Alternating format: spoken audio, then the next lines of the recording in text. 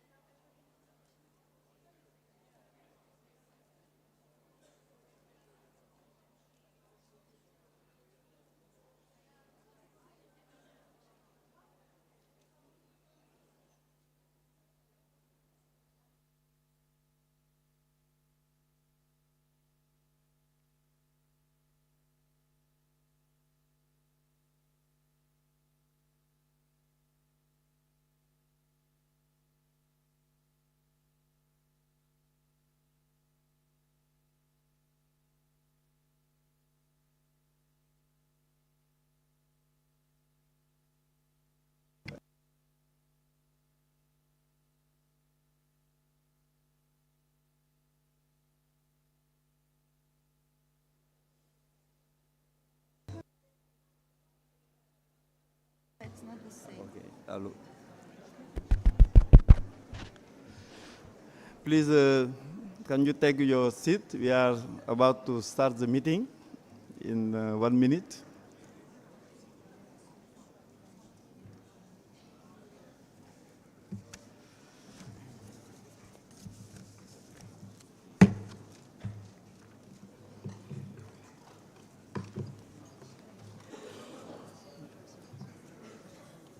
This is a seat. I have to block it.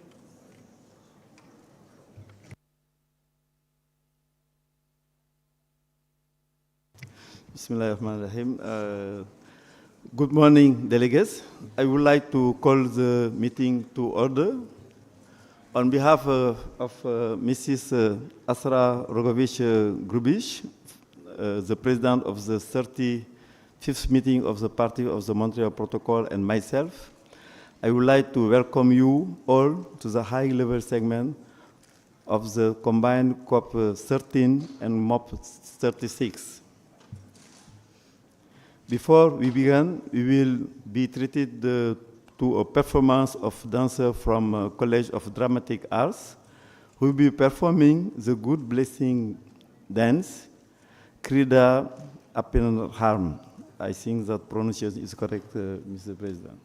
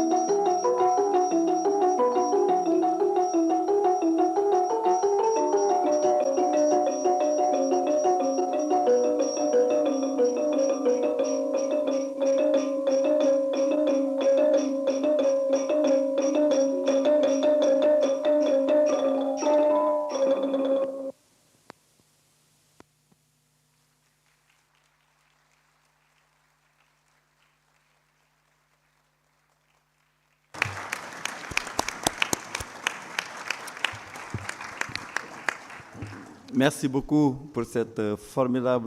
Thank you very much for this wonderful performance of dance. We will continue the opening of the session, and before inviting Madam Elizabeth Marumarumrema to make a statement, I should like to recall to you that she has held a number of functions before becoming Deputy Executive Director in 2020 and 2022. She was the Executive Secretary of the Convention on Biological Diversity. She was also the Director in the Division of General Services for Ecosystems, and between 2009 and 2012, she was Executive Secretary of the Secretariat on the Convention on the Conservation of Migratory Species belonging to wild fauna, and she was the Executive Secretary interim for the Agreement on the Conservation of small cetaceans, the Baltic, Atlantic, of Northeastern Atlantic, Ireland, and the North Sea. And in 2023, she was on the list of the 100 most influential people in Time magazine, as well as on the list of the 25 most influential women put together by the Financial Times. Madam, it gives me great pleasure to now invite you to together with your rich experience, to make a statement. Thank you. Wow. I'm not sure I deserve all the credentials, but Mr. President, thank you very much. Your Excellency, Mr.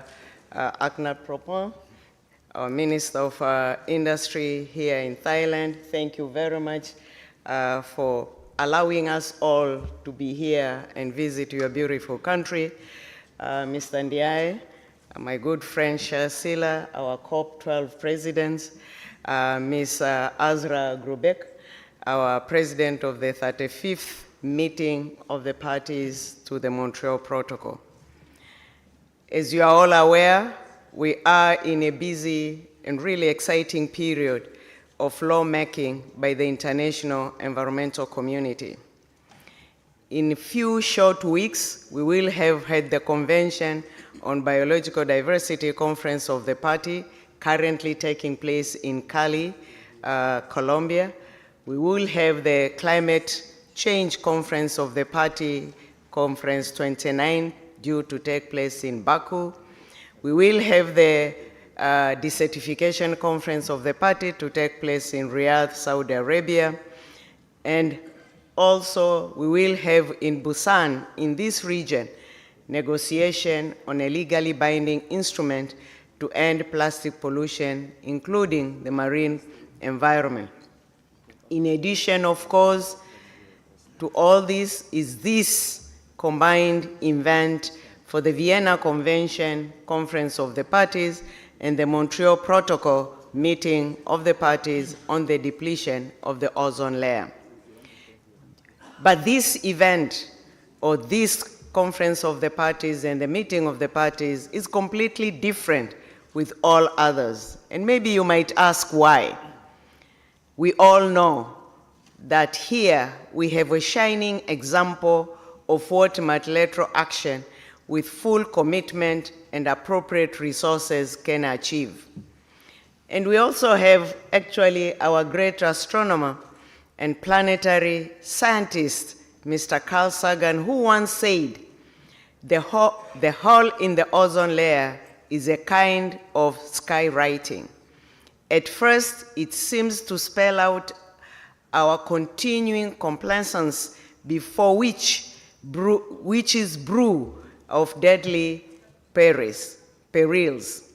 But perhaps it really tells of a newfound talent to work together to protect the global environment. End of quote.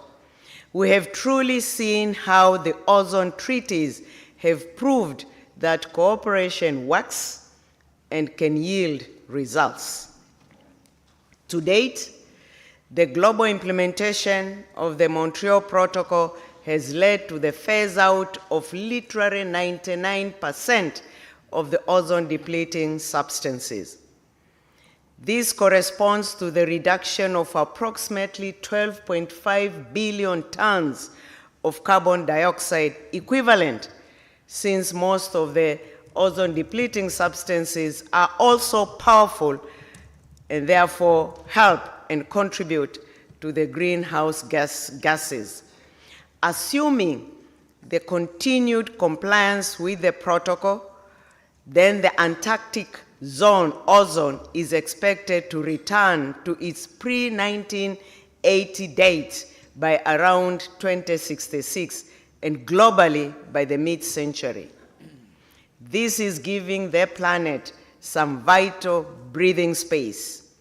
As the ozone layer is recovering, we have learned more about how it provides a critical role and contributes to mitigating the worst effects of climate change.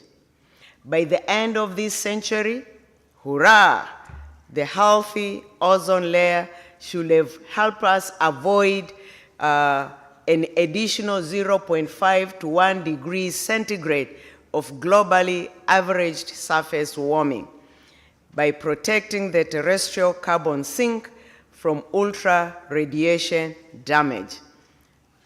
This explains why the Montreal Protocol is important, and you are doing a great job to get us to where we are. And certainly, we can do more, because it doesn't mean we need to be complacent that we have dealt with a problem. You know, you deal with one problem, more come in. And here then, thanks to the Kigali Amendment, which now focuses on phasing down hydrofluorocarbons.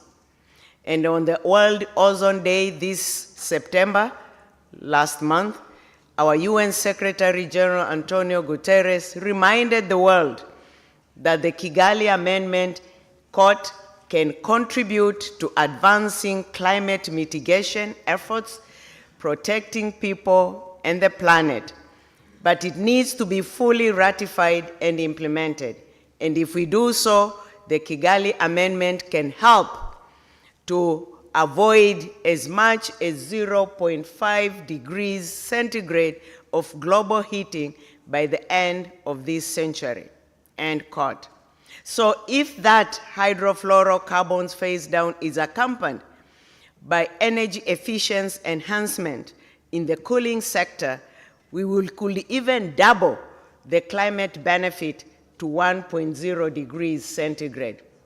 So currently, we have 160 out of 198 parties to the Montreal Protocol that have ratified the Kigali Amendment.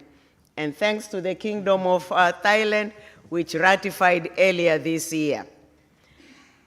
So we have an exciting opportunity to literally also achieve the universal ratification equally to the Kigali Amendment by the time we celebrate the 10th anniversary of the amendment in 2026. We in the United Nations Environment Program pledge our full support, both at political and technical level, towards achieving this goal. Equally, our doors are open to support those countries ready to initiate their national consultative process for ratification. Just let us know, and we will be there with you. That will be a great achievement, and in fact, a birthday present to take into the celebrations of the Montreal Protocol's 40th anniversary in 2027. So let us make it happen, and there will be much to celebrate. As well as protecting our planet and its ecosystems, the Montreal Protocol has had a significant impact upon human health and well-being. It is estimated that by 2030, the Montreal Protocol will be able to prevent around 2 million cases of skin cancer every year. 2 million is not a small number. The protection from UV radiation also prevents millions of cases of cataract and eye disease. So filtering harmful UV also protects crops as well as the food chain. This is an important step in meeting the Sustainable Development Goals, especially Goal 2, which is on ending hunger, achieving food security, and improving nutrition and promote sustainable agriculture. Excellencies, distinguished delegates, the achievements of the ozone treaties show that with a clearly defined focus and a path of action, multilateral environmental agreements can be precision instruments. The Secretariat of the Ozone Treaties is lean and mean in operation. Of just 17 staff members supporting you all, also at national level, you, the parties, and other stakeholders to be able to make the Montreal Protocol a very successful convention. We are proud, we, UNEP, or UN Environment Program, to be hosting the Secretariat in Nairobi, and their presence has actually helped to enhance the Nairobi duty station, its reputation as an environmental capital city for the world.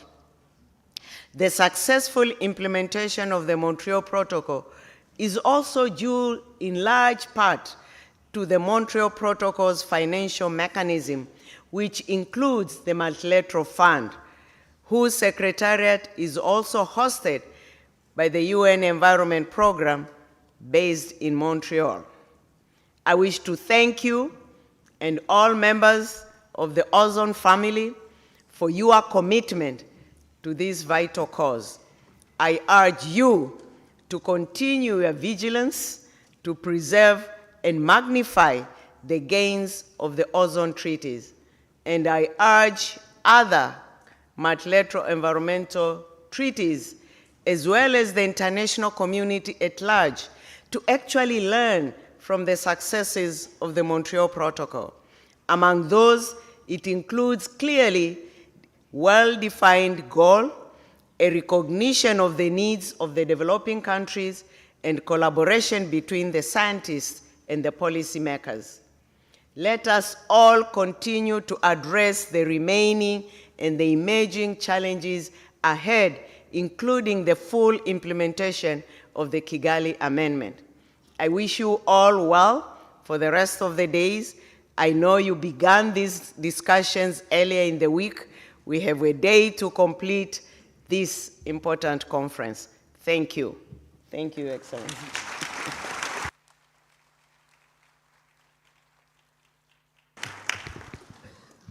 Merci beaucoup. Thank you very much, Madam Elizabeth Maruma Mrema, my friend. As you have indicated, the Conference of the Parties and the Meeting of the Parties have different instruments, and I agree entirely with what you have said about the achievements that both the conference and the meeting have achieved, most especially the agreement on limiting greenhouse gases with the Kigali Amendment to 1.5 degrees. This is the fruit of the effort that the Climate Convention is making to reach these same goals in temperature reductions. You have also referred to the upcoming anniversary in 2025 Vienna, and 2026 the Kigali Amendment, and 2027 the Montreal Protocol anniversary. You have also mentioned the wonderful work of the advisory committee and all of the instruments of the Montreal Protocol, especially the scientific and technological committees. So we thank you for your participation and for having come here today. Thank you very much. in English. Before this meeting will be French-English. I hope that, I'm sorry, because sometimes we need also to perform some other UN languages. Before I invite our next guest of honor to address the meeting, I would like to say a few words about him. His Excellency Mr. Akana Pramhan obtained his master's degree in engineering, economics, and management from Oxford University. While at Oxford, he served as the president of the Oxford Thai Society. He became a member of parliament at the 25th, the youngest parliament member elected in the 2011 election. He has served in various parliamentary committees in the National Assembly of Thailand, such as on budget reform, corruption prevention, social fair, monetary affairs, finance, banking, and financial institution, but not yet in the protocol, in the Montreal Protocol. From 2020 to 2023, he was an advisor to the Minister of Higher Education, Science, Research, and Innovation. He has also served on various expert committees and has been an advisor on science, research, and innovation, including on genetic engineering, biotechnology, and geoinformatics and space technology. In September 2024, he became the Minister of Industry of Thailand. I have now the honor to invite His Excellency Akana Pramhan, Minister of Industry of Thailand, to address this meeting. Honorable Minister, you have the floor. Thank you, Mr. President, for such an elaborate introduction. And please excuse me for losing my voice. I think I'm also affected by the climate change. Excellencies, Mr. President of the Conference of the Parties to the Vienna Convention, Madam President of the Meeting of the Parties of the Montreal Protocol, Madam Deputy Executive Director, Ozone Secretariat, distinguished delegates, ladies and gentlemen.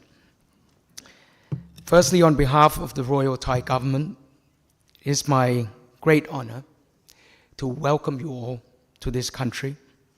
And it is also my great honor to address at this high-level segment of the 13th meeting of the Conference of the Parties to the Vienna Convention, and also on the 36th meeting of the parties to the Montreal Protocol in the city of Bangkok. Thailand recognizes the importance of ozone depletion, chemical management, as well as climate change, which are parts of the three planetary crises that require urgent actions and collaboration from the global community. As part of international commitments, the Thai government aims to achieve carbon neutrality by the year 2050 and net zero emissions by the year 2065. Excellencies, at this juncture, I would like to reaffirm Thailand's commitment to the Montreal Protocol, which our country has been a party to since 1989. As a party, we've always placed utmost importance on achieving compliance with the obligations of the Montreal Protocol and its amendments. And I'm most pleased to announce that Thailand has ratified the Kigali Amendment to the Montreal Protocol in 2024. While the ratification process was only completed recently, Thailand has implemented a functioning licensing system for hydrofluorocarbons, which is a critical instrument for the country to monitor and track its implementation and compliance with the HFC consumption reduction. Throughout the past 35 years since the ratification, Thailand has pursued proactive approaches address the roots of the problem by taking responsibility to accelerate the phase out ahead of the Montreal Protocol. Not only that, we are also simultaneously trying to sustain this permanent reduction of the consumption. For example, in the early days of the multilateral fund, when the focus was on phasing out consumption of controlled substances at individual enterprise level, we addressed the root of the problem by phasing out the use of controlled substance at all manufacturers of household refrigerators simultaneously, and ensure that this effort was sustained by putting in place regulations to prohibit the use of chlorofluorocarbons in the manufacturing process, and eventually place a ban on imports of such products. I am very proud to mention that the funding approach through a long-term multi-year agreement, which is currently the norm of multilateral funding practice, was first introduced by our country in the early 2000s. This approach gave the agility for countries to combine policies and investment activities in an order that best fits the country's situations. In addition, Thailand also recognizes the importance of maximizing climate benefits as incentive and to promote innovative initiatives alongside eliminating the use of controlled substances under the Montreal Protocol. In the late 1990s, Thailand submitted the first demonstration project to replace large CFC-based air conditioners with non-CFC air conditioners that achieve at least 30% energy performance. This was innovative at the time, and it took years before the concept was universally recognized. In spite of the past success, we realize that we cannot dwell on the past. Achieving the goals of the recent Kigali Amendment will be challenging. Article 5 parties are obliged to start the phase-down activities in a shorter period of time compared to the CFC and HCFC phase-out schedules. HFCs are used mainly in refrigerants in cooling equipment, and as we are aware, cooling demand increases rapidly due to the rising average surface temperature. The challenge lies in finding a safe and efficient alternative. Saying that, I believe that Thailand is committed, and I believe that Thailand will thrive on these challenges as we have done before. I would like to assure you that Thailand will continue to work with interested parties, multilateral fund, implementing agency to explore innovative and sustainable approaches to achieve the goal of the Kigali Amendment, consistent with our climate strategy as well as social and economic development goals. Excellencies, distinguished delegates, ladies and gentlemen, I wish you all a successful meeting and hope that you will have a great time in Bangkok and especially enjoy Thai cuisine. Thank you very much.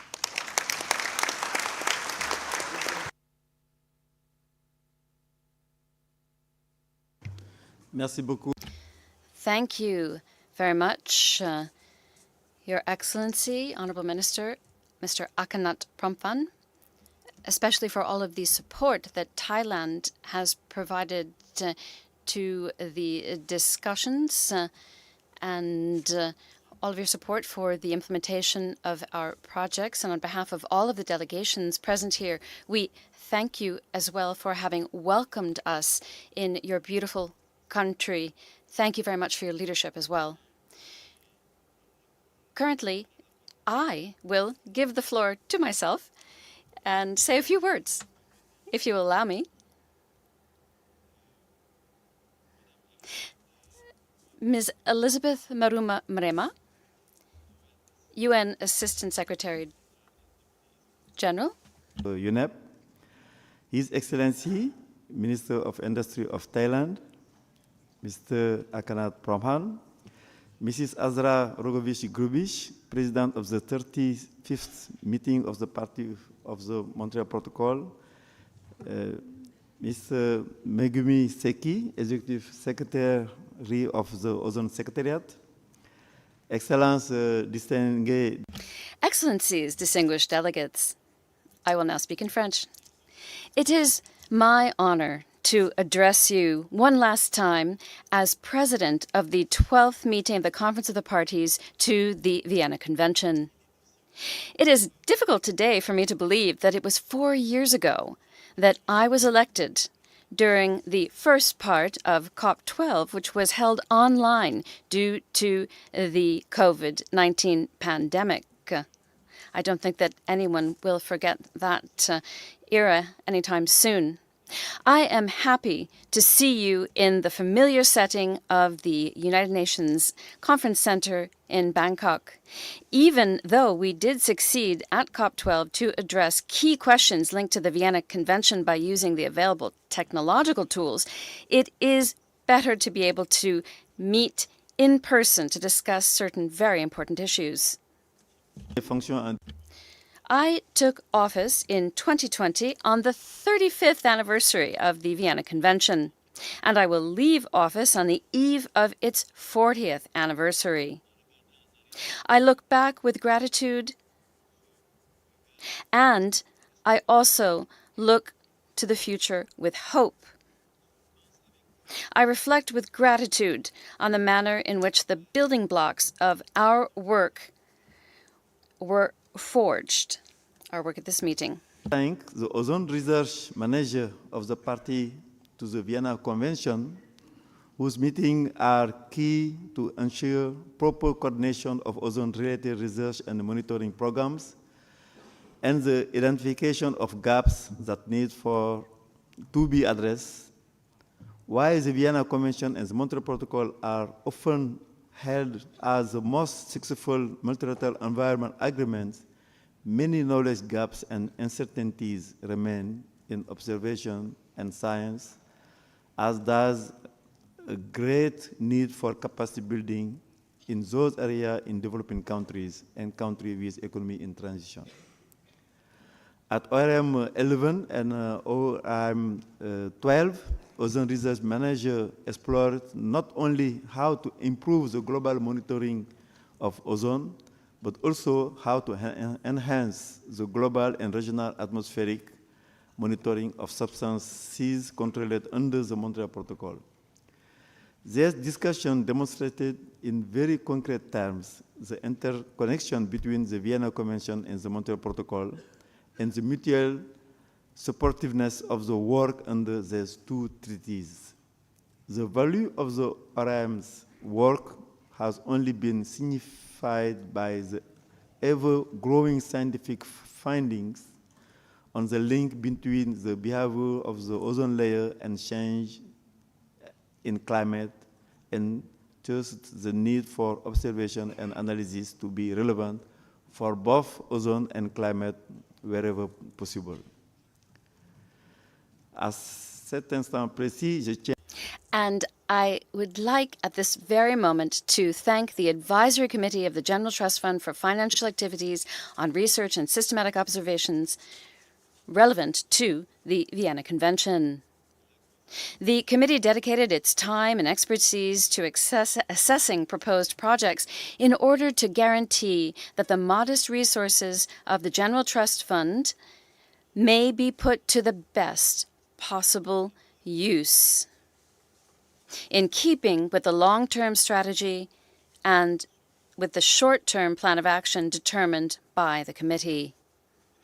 I would like to express my gratitude to the parties to the Vienna Convention for their support and their continued diligence during the difficult period of the pandemic. Thank you for keeping the dream of the Vienna Convention alive. I would also like to thank the other members of the Bureau, which held its last meeting before the opening of COP13 MOP 36. I refer to Ecuador, Indonesia, Romania, and Sweden, as well as to Saudi Arabia, Barbados, to Bosnia-Herzegovina, and to Canada for MOP 35. Excellencies and distinguished delegates, before I step down, I would like to share with you my hopes for the future. First, for the General Trust Fund for financing activities on research and systematic observation relevant to the Vienna Convention to realize its full potential to strengthen the systematic observation, specifically in developing countries and countries with economies in transition, and including for the monitoring of substances controlled under the Montreal Protocol. This will require a substantial increase in funding and new collaborative efforts. Second, the parties to the Vienna Convention give life to the recommendation of ozone research managers, including on stronger links between ozone focal points and academia or relevant institutions from developing countries and relevant government and research bodies in developed countries to build scientific capacity of developing countries. May the outcomes of our meetings show progress in this area.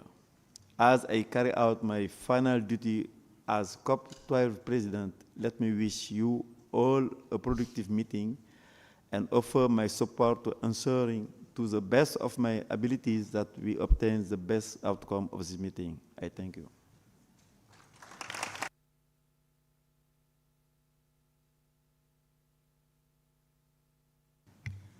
Now, it is my pleasure to invite the President of the 35th meeting of the party to the Montreal Protocol,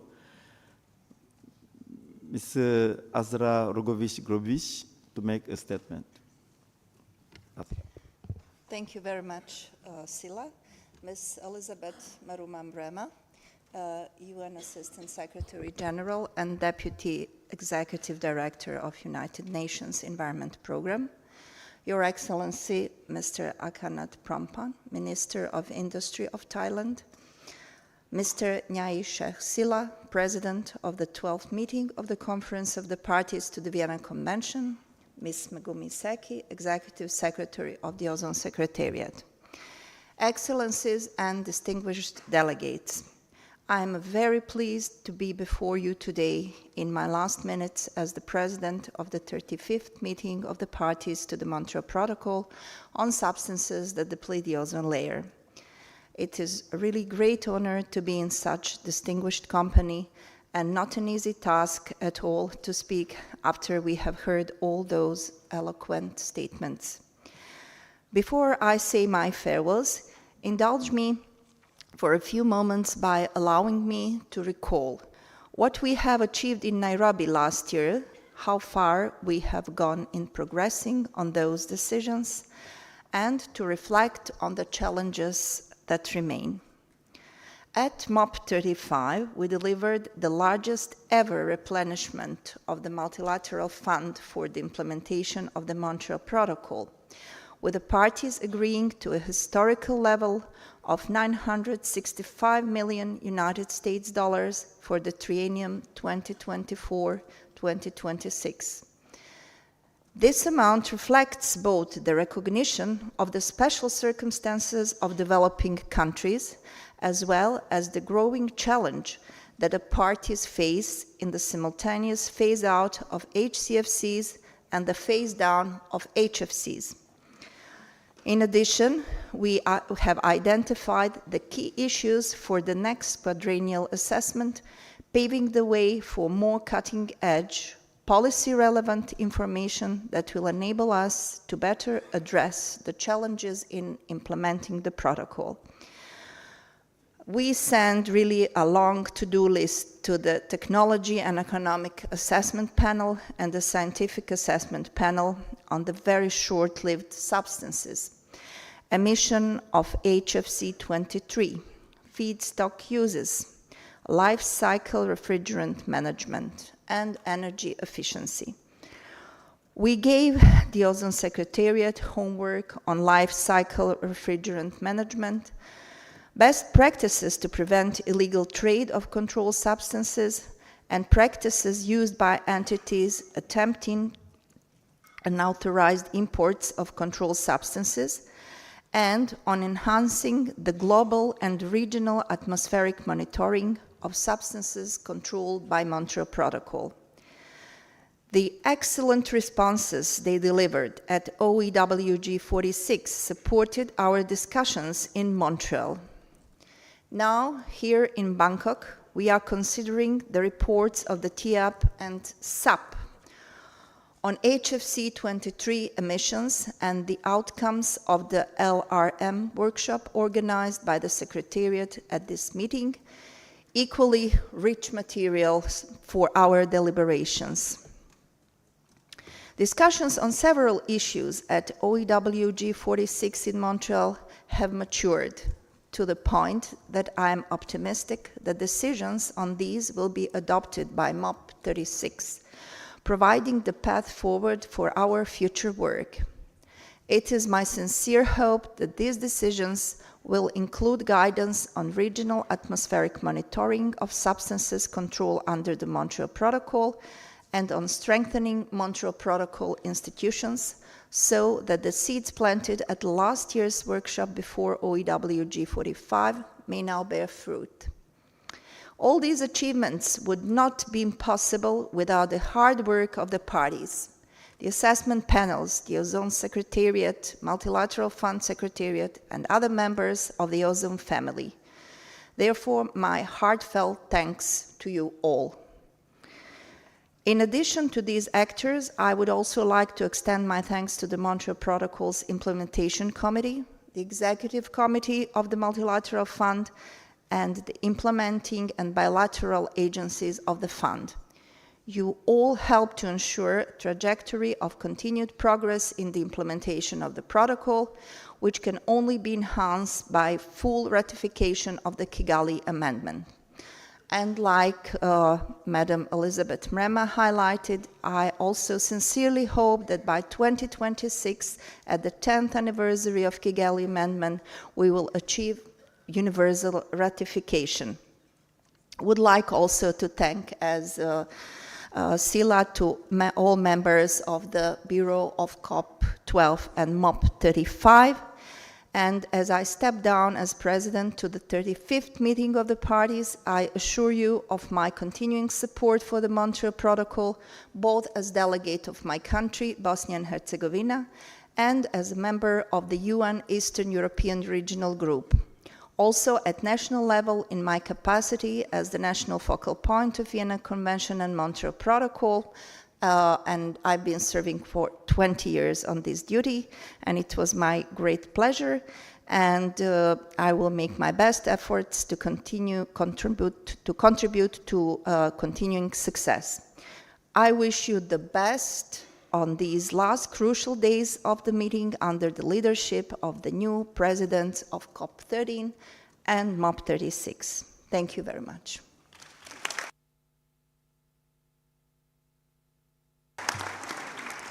Thank you very much, Asra, for your statement. Thank you. But now, Honorable Minister Akhenaton Promhan and his entourage, the UNEP Deputy Executive Director Elizabeth Mrema, and the Executive Secretary of the Ozone Secretariat will make their way from the plenary. Thank you.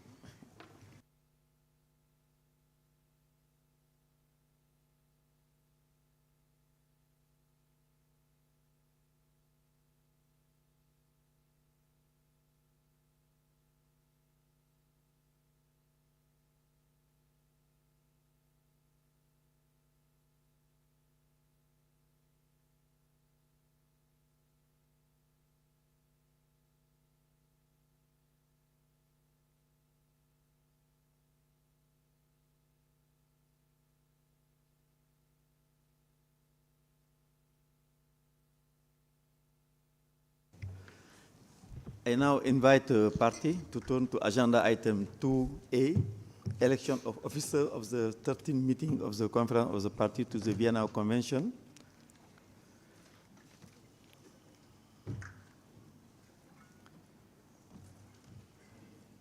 We will now proceed with the election of the officer, and in accordance with the Rule 21 of the Rule of Procedure for Meeting of the Conference of the Parties, the COP must elect a president, 3 vice presidents, and a rapporteur.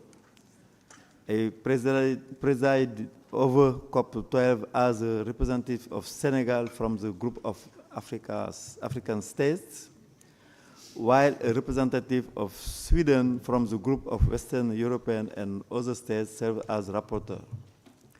Based on regional rotation agreed by the parties may wish to elect a party from the group of Asia-Pacific states to preside over COP13 and a party from the group of African states to serve as rapporteur. The party may also wish to elect 3 vice presidents, 1 each from the group of Eastern European states, Latin American and Caribbean states, and Western European and other states. Informal consultations have been held recently with respect to the election of the new bureau, and I am informed that those consultations have reached consensus among the various regional groups regarding the nomination of the representative in the new COP bureau. The group of Asia-Pacific states has nominated Yaqub Al-Matoub of Kuwait as president of the COP. The 3 nominated vice presidents are Liana Graham-Manian of Armenia, representing Eastern European states, Gilda Maria Torres of Paraguay, representing Latin American and Caribbean states, and Sandrine Bernard of Norway, representing Western European and other states. For rapporteur, the nominated representative is Beatrice Odwang Atim of Uganda, representing African states. I would like to commend to the conference of the party the nominated candidate for election as officer of its 13th meeting by acclamation. If you allow.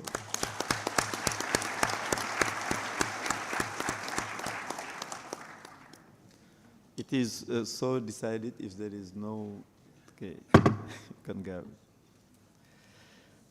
Congratulations to the newly elected officer of COP13. I now hand over to the president of the 13th meeting of the party to the Montreal Protocol, Madame Asra Rogovich-Grovich, to take us through the next item on the agenda. After the election of the officer of the 13th meeting of the party, we will invite the newly elected president of the COP13 and the president of MOP 36 to take over Asra and my seat and conduct the rest of the meeting. Asra, please. Thank you very much, Sila. And now we will proceed with the election of new officers of the 36th meeting of the parties to the Montreal Protocol. In accordance with Rule 21 of the Rules of Procedure for Meetings of the Parties to the Montreal Protocol, MOP 36 must elect a president, 3 vice presidents, and a rapporteur. I presided over the 35th meeting of the parties as representative of my country, Bosnia and Herzegovina, from the group of Eastern European states, while a representative of Saudi Arabia from the group of Asia-Pacific states served as rapporteur. Based on regional rotation agreed by the parties may wish to elect a party from the group of Latin American and Caribbean states to preside over MOP 36, and a party from the group of Eastern European states to serve as rapporteur. The parties may also wish to elect 3 vice presidents, 1 each from the groups of African states, Asia-Pacific states, and Western European and other states. Informal consultations have been held recently with respect of the election on the MOP 36 Bureau. I am informed that those consultations have reached consensus among the various regional groups regarding the nominations of their representatives in the new Bureau of MOP 36.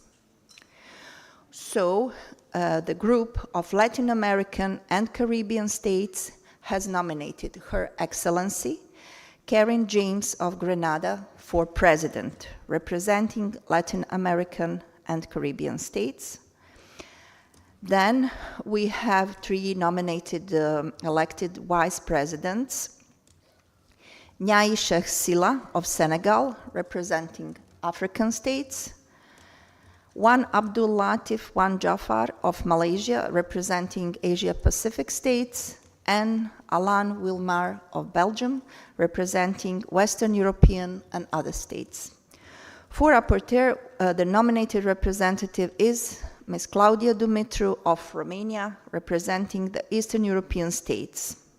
So I would like to commend to the 36th meeting of the parties the nominated candidates for election as its officers. Yeah.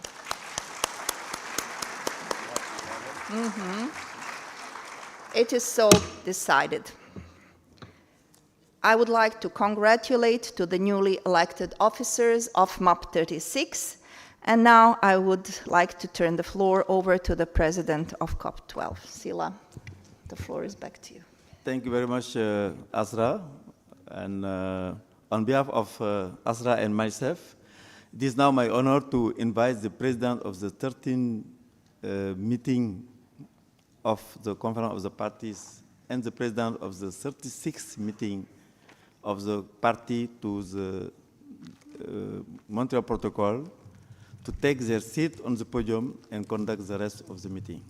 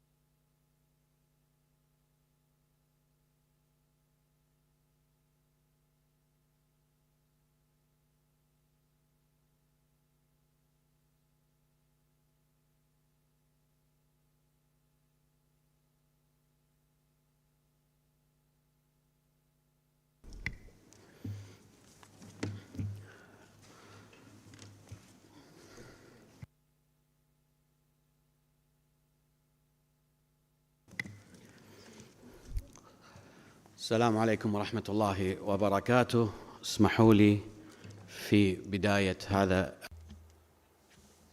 Good afternoon. Allow me at the outset of this meeting of the opening of the 13th Conference of the Parties to address my sincere gratitude to the representative of Senegal as for all of the assistance to the parties, and I would like to also thank the Vienna Convention for their confidence as electing me as president of this meeting. In fact, the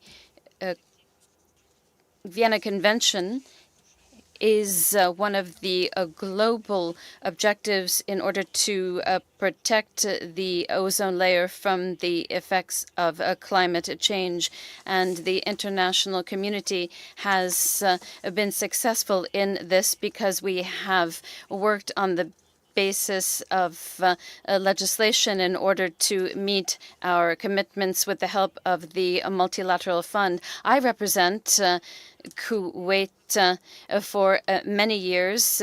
In this role, it has been my privilege to represent the region and all of the countries in development and parties to the Vienna Convention. It is my honor to hold this office. I would like to refer to our role as our countries to make commitments to the Vienna Convention. 1985 was a year that coincided with the 40th anniversary of the convention. This makes my election all the more important, and I want to reiterate my commitment to working together in close collaboration with all of the parties to the convention in order to protect the ozone layer and to mitigate the effects of climate change. Our experts, who are members of the evaluation group, have allowed us to develop solutions in order to make the best use of science. Allow me to now give the floor to the newly elected president of the body. Thank you. Thank you, Jacob. As president of the 36th MOP of the parties, I thank the representative of Bosnia and Herzegovina as the outgoing president for her service to the parties. In addition, I also thank all parties for the trust and confidence you have shown by electing me as president of this meeting. I will count on your support and cooperation throughout the meeting. I now turn the floor over to the COP13 president. Thank you very much. لقد انتهينا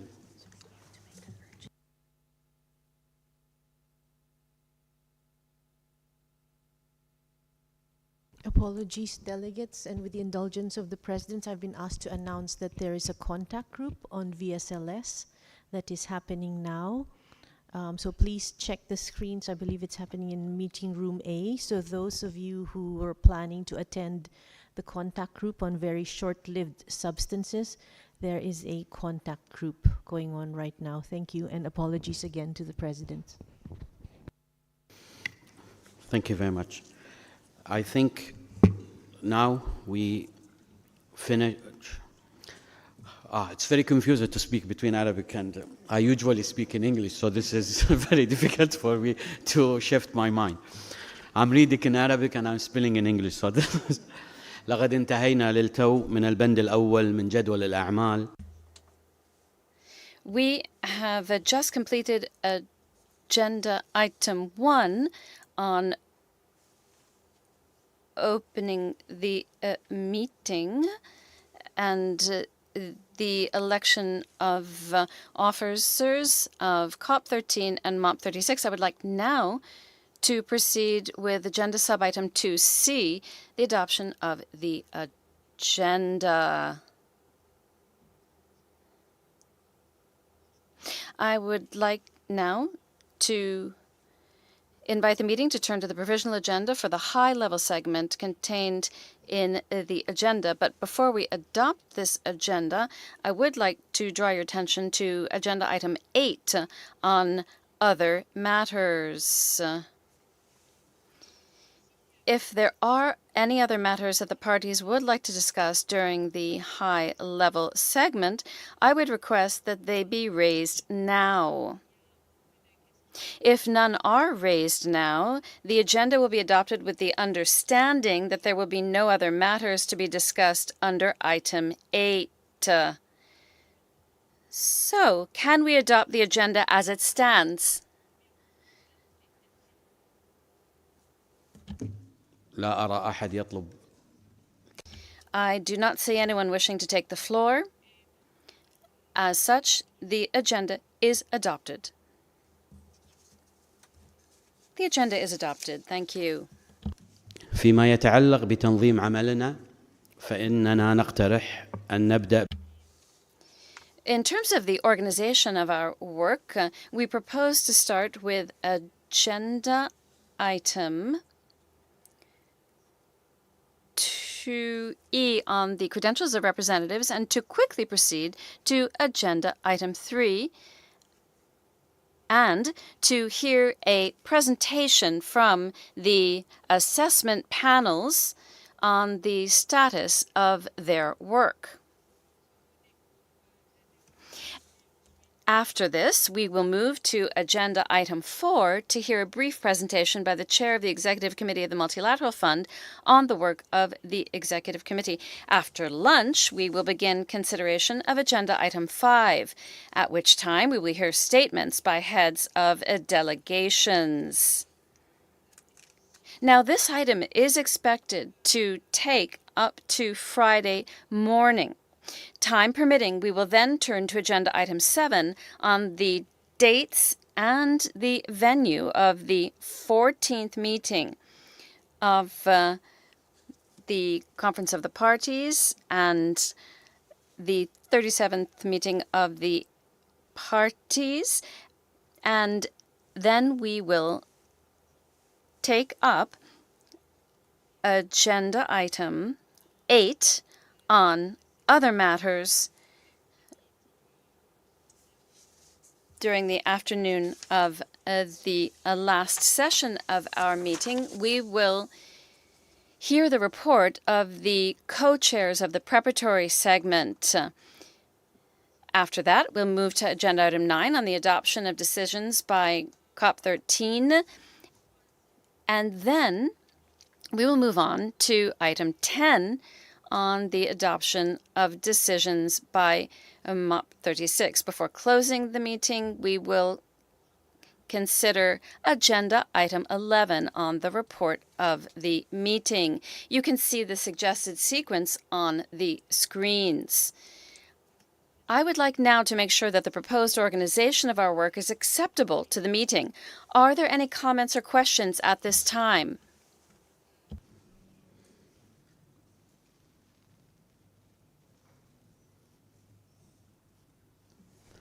لا أرى أي طلب لهذا I do not see anyone wishing to take the floor. Thank you. The organization of the work is agreed. Thank you. So we have approved the organization of the work. With respect to agenda item 5 on statements by the heads of delegations, and as noted on the first day of the preparatory segment of this meeting, the Secretariat has been compiling the list of speakers that is based on requests by parties to make statements. We will thus go through the list based on first requests, and this on the understanding that ministers will be given priority. In that regard, and to be fair to all delegations, it will be imperative that statements be limited to a maximum of 5 minutes. I am afraid that if statements go on for longer than this time limit, I will be in the difficult position of having to interrupt and to urge the speakers to finish their statements. Now, I would like to apologize in advance for any such intervention. We simply want to ensure that all delegations wishing to make statements are able to do so. Now, If your delegation has not yet registered on the list of speakers and you still wish to speak, I would ask that you submit your request to the help desk, which is located just outside of this hall. If you have a written statement, please leave a hard copy of the statement at the help desk, or you could send the statement to Ms. Jacqueline Nyanjui by email. In this way, your statement can be shared with the interpreters ahead of its deliveries. Electronic copies of the statements will also be posted on the meeting portal. I note that the preparatory segment of the meeting has not yet completed its work. As a result, some contact and informal group meetings will at times be scheduled in parallel with the high-level segment. It may be necessary for us to suspend the high-level segment at a certain point to allow the preparatory segment to finalize its work. I count on your patience and your understanding, because certainly we have a number of parallel meetings dealing with the many questions and issues that we are facing. Now, before we move to the next agenda item, I would be remiss if I do not remind you of tonight's reception, which will be hosted by the Secretariat. Details of the reception will be provided by the Secretariat before we break for lunch today. So let us now move on to the next item on the agenda. This is agenda item 2E with respect to the credentials of representatives. I'd now like to ask all delegations who have not yet submitted their credentials to submit them as soon as possible to the help desk by the end of this afternoon at the very latest, and that is noon today. Now, tomorrow morning, there will be a brief early meeting of the bureaus of COP13 and MOP 36 to review these credentials with the Secretariat, and we will report back to the parties on their status at an appropriate time during the day. With respect to the decision, the exact time and the room of the Bureau meeting will be announced on the screen. So once again, if you have yet to submit your credentials, please submit them as soon as possible to the help desk. This concludes our consideration of agenda item, sub-item 2E for now. We will return to this matter tomorrow after the COP13 and MOP 36 Bureau have completed their joint review of credentials and before decisions are tabled for adoption. Thank you. I would now like to hand over to the President of MOP 36. Thank you. The three assessment panels of the Montreal Protocol will now present the status of their work. On behalf of all parties to the protocol, I would like to take this opportunity to thank the assessment panels for the key role they play in the implementation of the Montreal Protocol and for the excellent reports they produce annually and quadrennially to enable the parties to make informed decisions. I now like to invite the co-chairs of the assessment panels to make their presentations, starting with the scientific assessment panel, to be followed by the environmental effects assessment panel, and finally, the technology and economic assessment panel. Each panel would have a maximum of 10 minutes for their presentation. The floor is now yours, co-chair, starting with the scientific assessment panel.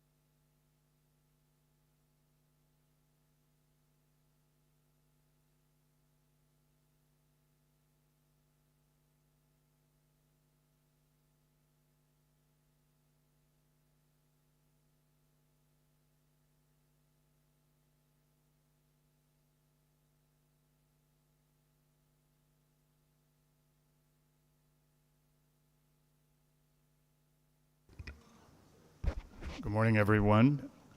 It's a pleasure to be here to be able to update this body on the progress and plans of the Scientific Assessment Panel as it regards its 2026 assessment. I'm joined here by my fellow co-chairs, Ken Jux to my left, Bonfi Safari further to the left, and on my right, Lucy Carpenter, and by this distinguished member of the SAP, Steve Monska, who you heard from earlier today. So to begin with, we thought we would show you two perspective slides that affect the way we think about our work. This is the international organizations involved in ozone research. It's a rather complex space, actually, when you put it all together, and it rests on the international science community and the global observation networks that we've been talking about today. And the highest level is Montreal Protocol, Vienna Convention, UNEP, WMO. And so the SAP in particularly is well connected with the International Ozone Commission and benefit from its quadrennial ozone symposia, the last one this summer, where we have a week of the latest results that relate to the ozone layer and the enthusiasm of several hundred scientists. So this is very rich territory for the Scientific Assessment Panel co-chairs to find not only information but participants for the future. And the links are down there. And then to the right of IO3C is WCRP and its APARC committee, which is conducting an independent assessment of VSLS, which is being talked about in parallel right now. And so these are very valuable resources for us. The second perspective would be simply the 40-year history of policy support that the Scientific Assessment Panel has provided with its now would be number 10 in this continuing series that started shortly after the Montreal Protocol was signed. And so when one stands back and look at this, it's quite a formidable amount of information, and actually the history of how science has evolved, how observations have evolved, how the protocol needs have evolved. So we're really pleased to continue this series, and below that is the 20 questions and answers. We'll be working on the 7th edition of that document, which is quite unique in the constellation of how is the ozone layer story told in the world. And so in terms of the assessment itself, all the panels are provided with terms of reference. The latest came in the 35th MOP in 2023. Our topics are shown here where we've taken the key words from that direction. And I'll draw your attention to letter C there, the contributions of the Montreal Protocol to mitigating climate change, which become very important in a world of HFC control. So we will be very cognizant to make sure we bring that material forward. D and E are the top-down derived emissions and the consistency of production and consumption, very important topics for this body. And then on the right, early identification and quantification, that certainly aligns with our view as a Scientific Assessment Panel to be vigilant about issues that could be emerging and things we haven't thought about. Letter I there is solar radiation modification, which we elevated to chapter status last time and have been asked to continue that investigation. And then other activity in the stratosphere that might be interesting. Proposed supersonic aircraft, the role of rocket launches and satellite debris in the stratosphere, wildfires that influence the stratosphere, and of course volcanic eruptions. So we'll have some new information to bring to bear, and then of course any other issues. Our structure is a chapter structure. We anticipate, we haven't fully decided, that we'll have 7 chapters in this assessment. This list of chapters is actually the same as in the 2022 assessment. Our initial discussions within the SAP have led us to stay with these, at least for the until we get further input from the community. And if mapping the terms of reference topics to these chapters titles, it works pretty well. So we're comfortable with that, but open for input. What's really important is that we have subject matter experts to write the content, survey the community, and we start with the letter from the Ozone Secretariat to all parties that was released earlier this month to request parties to nominate scientific experts in the field of atmospheric chemistry and dynamics for consideration as participants in authoring, contributing to, or reviewing the document. So this is essential that we have this resource to help us. And I note the response deadline later this month. And to highlight there, we're very interested in having, again, subject matter experts, but also diversity in terms of gender of our authors and their geographical location, and in particular, also early career scientists. That we think one of our tasks is to draw in the early career scientists and get them engaged and hopefully committed to following the needs of the Montreal Protocol. Our ozone tentative timeline for the assessment is shown here. It's a little confusing perhaps. It starts right now with a discussion paper that we will send to the scientific community asking for input and suggestions of authors. 2025 will be focused on getting zero order drafts, first order drafts of the chapters, and having an anonymous peer review to feed back to the chapters. We have review editors who help manage that process. And then 2026 to continue that to second and third order drafts, another review, and then begin to develop our executive summary that rests on top of those chapters.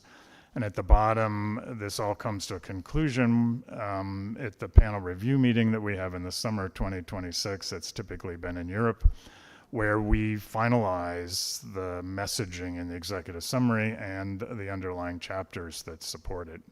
The rest of 2026 on the right there is to polish the executive summary and have that released by the Secretariat before the MOP, and then present it at the MOP in 26. Hopefully we'll be able to complete the 20 questions and answer new draft and the final document delivered to the Secretariat by the end of the calendar year.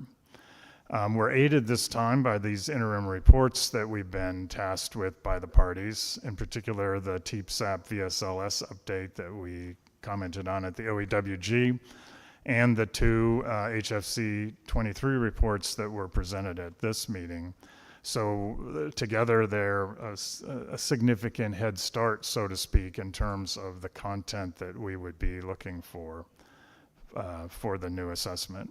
And I would highlight here, we would highlight that the cooperation between TEEP and SAP and EAP is a very important part of our doing our work within to support the Montreal Protocol. And I think it's reached new heights in the last years in particular. And the 23 report is a good example of a lot of behind the scenes discussion and coordination between TEEP and SAP in this particular case. We also want to remind the parties that we have what we call the annex in our 2022 assessment. It's an 800-line table that's a compilation of metrics for gases of relevance to the Montreal Protocol. And you see the title page on the right where we talk about abundances, lifetimes, ODPs, etc. And we were driven to do this simply from the sheer amount of detail associated with all the gases of relevance and the confusion in the literature and from our colleagues in IPCC sometimes as to what the best number is. So we make an attempt and provide what we think is the best number looking at that array of information. So the success of this and the regard that it's created and the utility even to ourselves causes us to want to update this in 2026. The questions and answers has really been very effective communication document of the ozone story to other scientists, parties, interested public to communicate the broad understanding of the Montreal Protocol and these topics. It's unique in the sense of the content, the array of content, and the expression using some very thoughtful graphics, and the authoritative basis that we can do this from because we're standing on top of all of the assessments that we've written. So we will be updating this topic. And then it's a great pleasure to point out that the 2022 questions and answer document has been translated into Chinese, that the Ministry of Ecology and the Environment in China has supported this, and it's available at the link at the bottom on the Secretariat portal, and it's approaching completion enough to print it in China. The translators were students and postdocs, Professor Hu Zhangjin, who's here, and he's taken the initiative to do that, and then trained his fellow professors who've been involved in this, in the SAP report, to carefully proofread this report's text and the figures. So this is quite a contribution from the SAP point of view. It affords another 1.4 billion people or so access to the ozone story that in their native language that otherwise wouldn't be available. And then finally, we usually update the parties at the MOP about the current ozone hole. This is results from the 2024 data stream. Our colleague Paul Newman, who you're very familiar with, provided this information. And this on the left is a snapshot of the Antarctic ozone hole on the 5th of October, where it reaches the minimum value for the season is achieved or occurs, and this number would be 107 Dobson units on the 5th of October, significantly lower than what one would expect without ozone depletion from halogens. The gray shaded zone there is the 20-some year range of this particular metric, and one sees that the minimum is within the historical range. And going to the website that Paul maintains, one can look at other metrics and see similar things. One thing that we like to see is with our eye now, some of these metrics, most of these metrics show a trend in the right direction. And so, which is what we're all hoping for. So, thank you for your attention. Thank you to the Scientific Assessment Panel.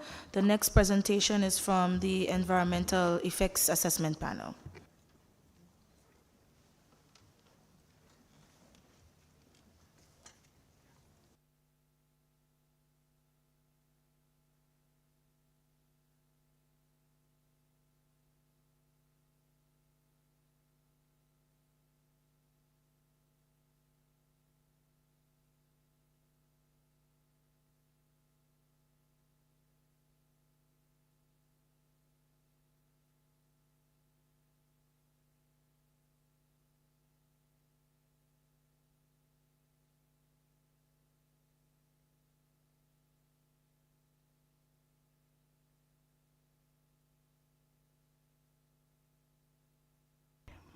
Thank you. Good morning, everyone. It's my pleasure to introduce to you some of the updates of the Environmental Effects Assessment Panel, which we use for the contribution towards the quadrennial assessment. So on my left-hand side, your right, we also have co-chair Paul Barnes from the United States. Just paraphrasing the terms of reference for the Environmental Effects Assessment Panel. You will see there solar radiation modification scenarios and projections and other scenarios were added for the 2022 to 2026 period, and then the changes in the ozone layer, UV radiation, and the interaction on climate change and the effects thereof on human health and environment. And we've also looked at the accumulation and breakdown of products from the controlled substances and their alternatives, and in this regard, we've looked at PFAS and TFA. So we will just show you some of the highlights of the update.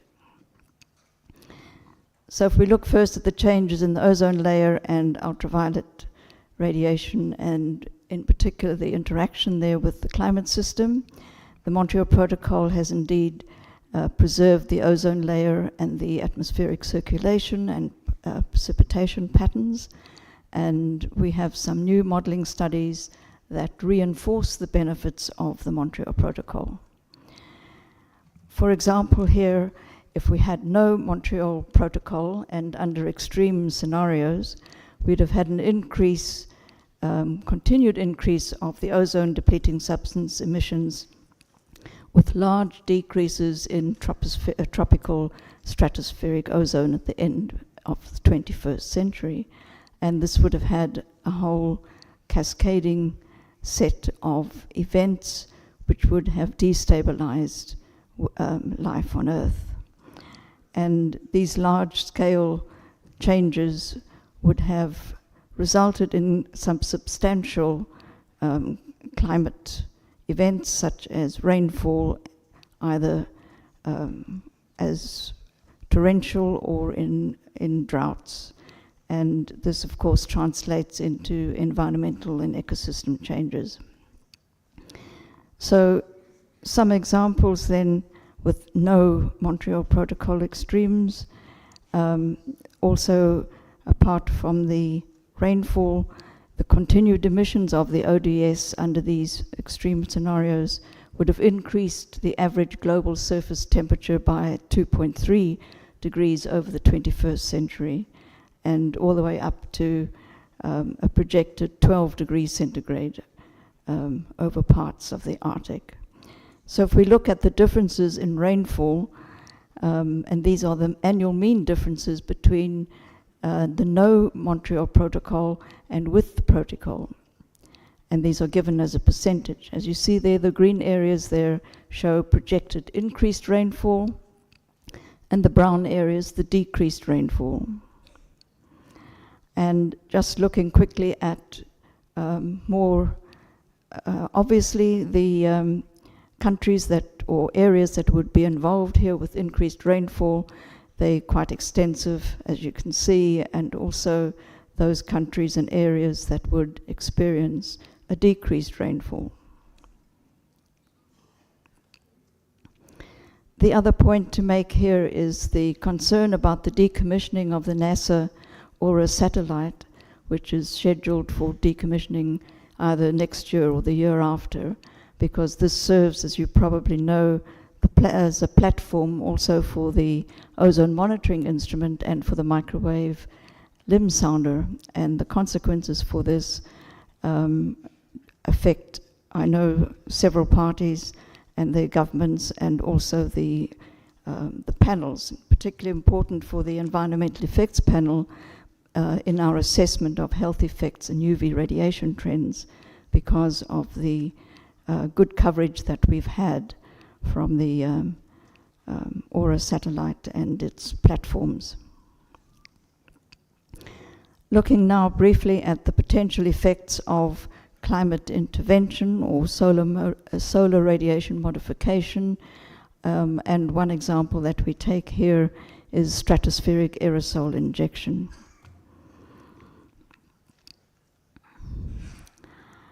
And just briefly to say that the injection of aerosols, if we take the SAI example, would be sulfur dioxide into the lower stratosphere, and this would lead to an enhancement of the aerosol layer through a chemical process or oxidation, with the resulting increased reflection of solar radiation away from Earth, and therefore lowering of the temperatures. And this is based on scenario modeling from volcanic eruptions. So there have been a lot of recent research coming out showing both positive and negative consequences that could potentially happen with the SAI. And some examples: with lower temperatures, of course, one would expect hopefully less wildfires, increased groundwater, less permafrost thaw, and less loss of carbon. However, there are multiple effects on other climate parameters, and the outcomes could be either positive or negative. And also the depletion of stratospheric ozone and decreased global precipitation is projected. And these translate again into a cascade of environmental effects, disrupting ecosystems and biodiversities, and also carbon uptake, and changes in solar radiation and UV and temperature would of course come with the deflection of solar radiation away from the Earth. And these potentially large unintended consequences of course depend on the scale of the SAI and the greenhouse gas emissions. So the question is temporary intervention to lower global warming, and this has been or is suggested because it would buy time while we reduce the greenhouse gases. However, there are large uncertainties, and SAI does not reduce greenhouse gases. Modeling studies show that the destabilizing effects of SAI and sudden termination could result in adverse outcomes, but again, this depends on the strength of the SAI and the emission scenarios. Looking at the per and polyfluorinated alkyl substances, the PFAS, this is of interest to the Montreal Protocol, and the reason for that is because certain of the alternatives introduced under the Montreal Protocol for the ozone depleting substances are PFAS, and some of these substances also, other substances of the ODS alternatives also degrade to give PFAS. And some of these are persistent, bioaccumulative, and they have toxicity repercussions for both the environment and for human health. Sources of confusion I would like to bring up because this is a key issue. As you've probably heard also in the media, the acronym PFAS is used in a very general way, and we do have a lack of a universally adopted definition here. We also have different organizations with their different definitions. And TFA has been considered a PFAS or not considered a PFAS, and this is also true for other substances. So under this umbrella definition of PFAS, which has caused some confusion, the reason for that is that the PFAS include an extremely wide range of chemicals and their properties.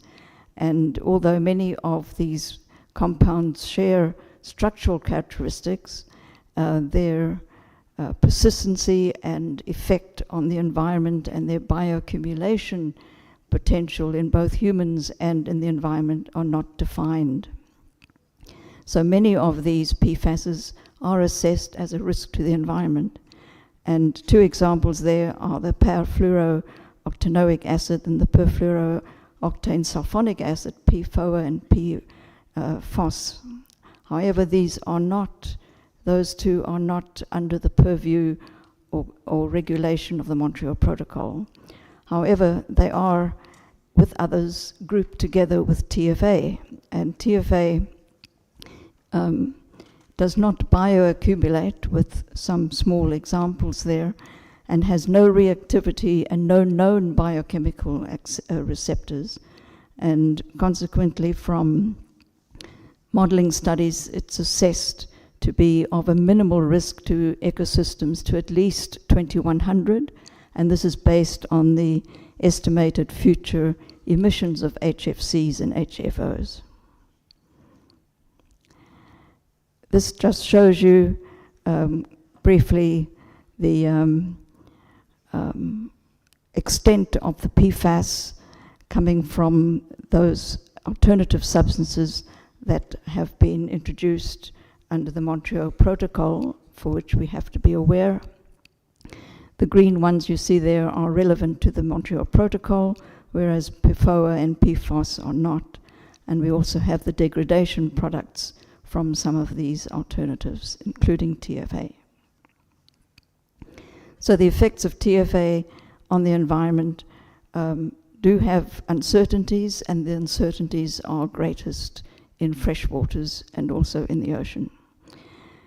For human health, there have been some new studies with the TFA salts in laboratory animals by industries, and these results have been extrapolated from laboratory animals to humans, adjusting for body weight differences between usually the laboratory rat and humans.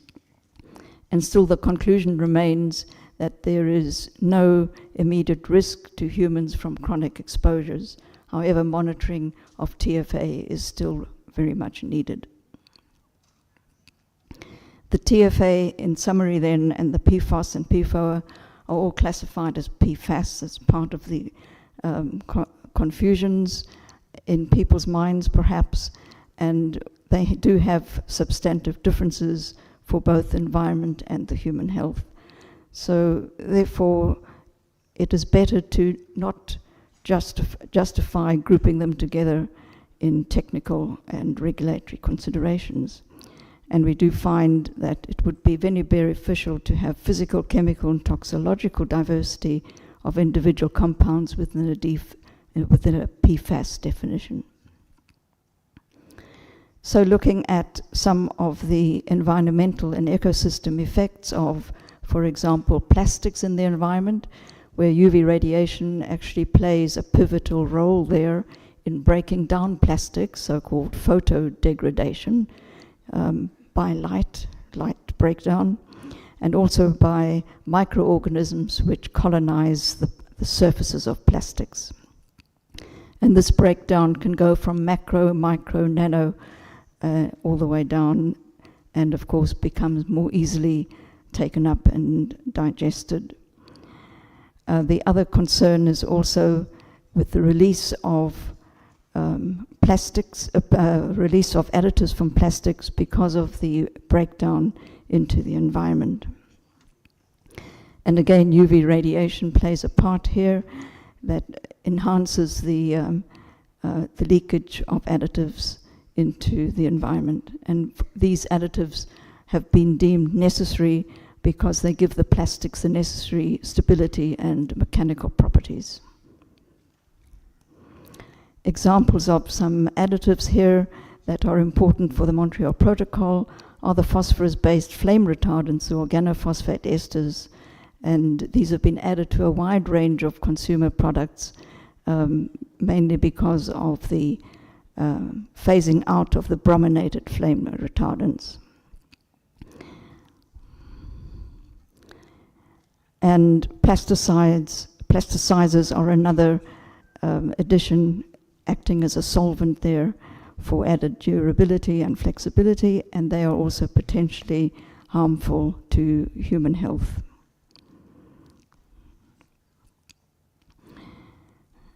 Pesticides are also broken down by UV radiation, and a benefit there of the Montreal Protocol is the reduction of photo-induced toxicity through decreases in the breakdown. However, if you don't break down the pesticides as much, this can also lead to residues of pesticides on, for example, food products. And technically, this can be counteracted by encapsulating the pesticides. The last highlight here to take up is on human health and the association and events that climate change can have on human health impacts. So usually time spent outdoors is associated with the amount of UV radiation that one becomes exposed to, and this may have an important influence on future trends in conditions such as skin cancer and cataract as the Earth warms. And in a new study, a Canadian national study that was very extensive, a positive association was found between the incidence of melanoma and the average temperature, the number of days of heat events, and the mean daily UV radiation received in summer.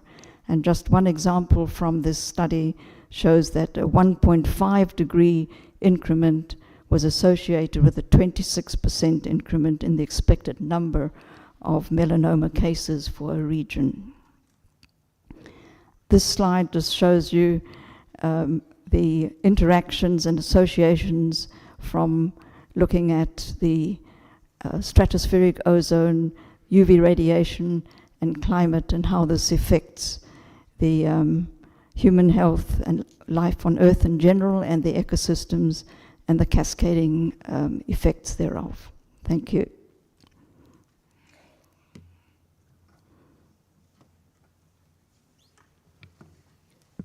Apologies once again, President. I've just been asked to announce by the chair of the Budget Committee that the Budget Committee will be meeting right now at your normal meeting room. So meeting room G, if those who are participating in the Budget Committee meetings could please go to meeting room G. Thank you.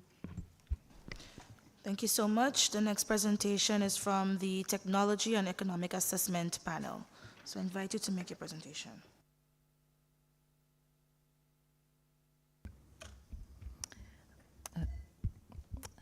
Thank you very much.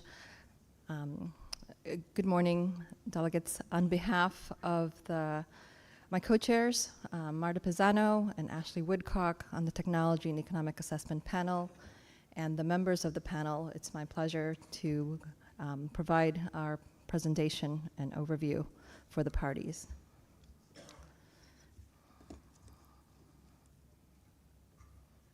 These are the members of the TEEP in 2024. The TEEP consists of 21 members, 3 co-chairs, 5 senior experts, 13 co-chairs of the 5 technical options committees. Over 150 experts serve on the TEEP, its talks, and its temporary subsidiary bodies, or TSBs, primarily task forces, on a voluntary basis. We are grateful for their commitment and service.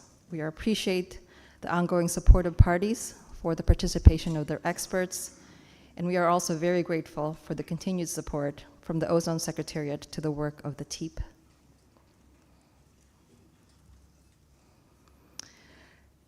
TEEP is addressing its changing scope and workload in terms of providing what parties need.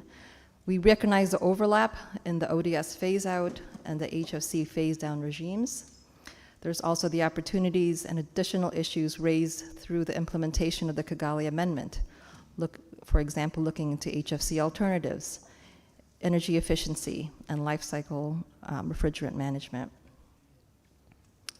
We note that there are standing decisions already from parties that provide opportunities for regular updates on the sectors, the progress of their transition, and the necessary work. These include regular reports, the TEEP's annual progress report, our quadrennial assessment, now quintennial HFC alternatives assessment through the new decision 28.2, replenishment, periodic high ambient temperature exemption reviews. To the extent nominations are provided or new information is available, TEEP also has decisions to consider methyl bromide critical use nominations, essential use nominations, N-propyl bromide, or NPB, destruction technology, laboratory and analytical uses, and the use of process agents. TEEP has also been reporting on emerging issues, as you've seen, for example, CFC 11, issues with PFAS, very short-lived substances, vaccine cold chain, and HFC 23 emissions. In 2024, TEEP produced 3 major new reports, plus responses to 5 separate decisions requesting updates to information which TEEP had previously provided.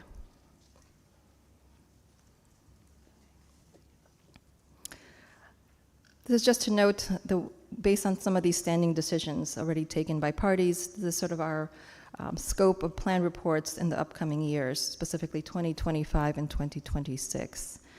In 2025, we are we would prepare our progress report in addition to a response to Decision 2035-20 on TEEP's organizational plans.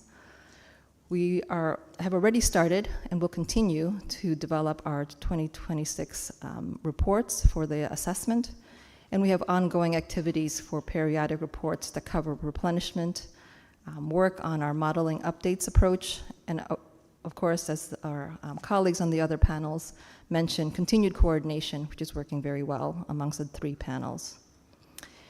In 2026 is when we would deliver our progress report as well as our assessment.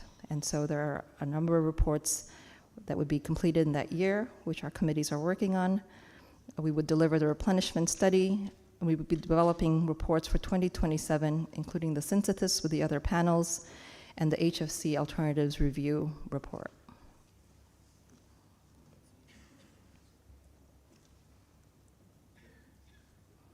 As the other panels have presented, Decision 35-3 provided the terms of reference for TEEP's quadrennial assessment.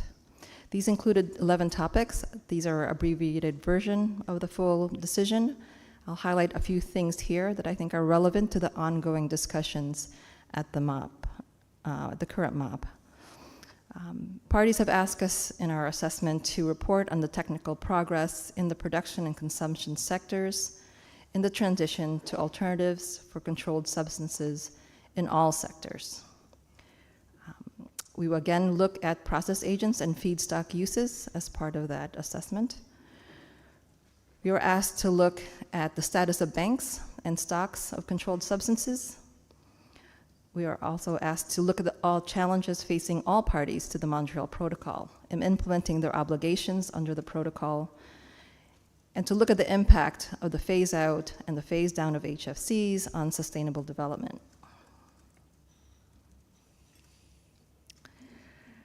Parties also asked, as part of our assessment, to look into technical advances in developing alternatives to HFCs, considering issues such as energy efficiency, safety, and the suitability for high ambient temperature countries. To look at the potential impacts of evolving policies and regulations, for example, on PFAS, in relationship to the management of controlled substances, and also on information, very timely, on refrigerant management, paying particular attention to leakage prevention and end-of-life management. These are the topics we are planning to cover as part of our assessment. TEEP continues to evolve. We are very much aware of the need to ensure that our membership meets the evolving needs of parties, while ensuring that there's a continuity in our work. We are currently undertaking discussions on our future direction, organizational planning and needed structure, and membership of the TEEP and its talks going forward. We continue to look to the support of parties as the panel works to maintain its expertise, evolve its processes, manage its overall workload, and continue to develop its work for the benefit of parties. We also look to parties to identify experts based on our matrix of needed expertise, and to ensure that those experts are able to fully participate in the activities and work of the TEEP and its talks, that is, funding their travel in order to be able to participate in face-to-face meetings, very important to achieving consensus in our work. The next section of my presentation will be the sector highlights and emerging issues covered by our various technical options committees. We presented some of this information as part of the open-ended working group meeting this past July, but there are some updates as well. In the foam sector, there's substantial and continued progress in the adoption of zero ODP and low GWP foam blowing agents for most foam types. All previously used HFCs, except HFC 152A, are no longer allowed for use in foams in almost all non-A5 parties. Many companies have elected to transition away from fluorinated blowing agents due to cost, if thermal performance can still be met. The committee also reported on how the supply chain recovery continues for blowing agents and other raw materials. Olefin imbalances have eased in both Article 5 and non-Article 5 parties due to capacity increases. Higher than expected demand for pentanes has challenged availability in some cases. The HFC 365 MFC plant closure in 2023 has created issues for companies in A5 parties. There has been continued use of HFC 245FA blends in Article 5 parties due to costs of the alternatives. The committee is also focusing on health and safety considerations of some new blowing agents. Flammable blowing agents and blowing agents with different toxicity create additional safety concerns for end users as well as for foam industry workers, especially in small and medium-sized enterprises. The long-term exposure and toxicity of 1,2-dichloroethylene or 1,2-DCE after installation of spray foam is under review by at least one party. Indoor air quality studies related to spray foam show 1,2-DCE concentrations for months or years after installation. Hydrocarbons are being tested as blowing agents for spray foam in some Article 5 parties. The committee is unaware of any broad commercial use. The committee is seeking additional information about safety measures in use to address exposure and safety risk, especially by SMEs.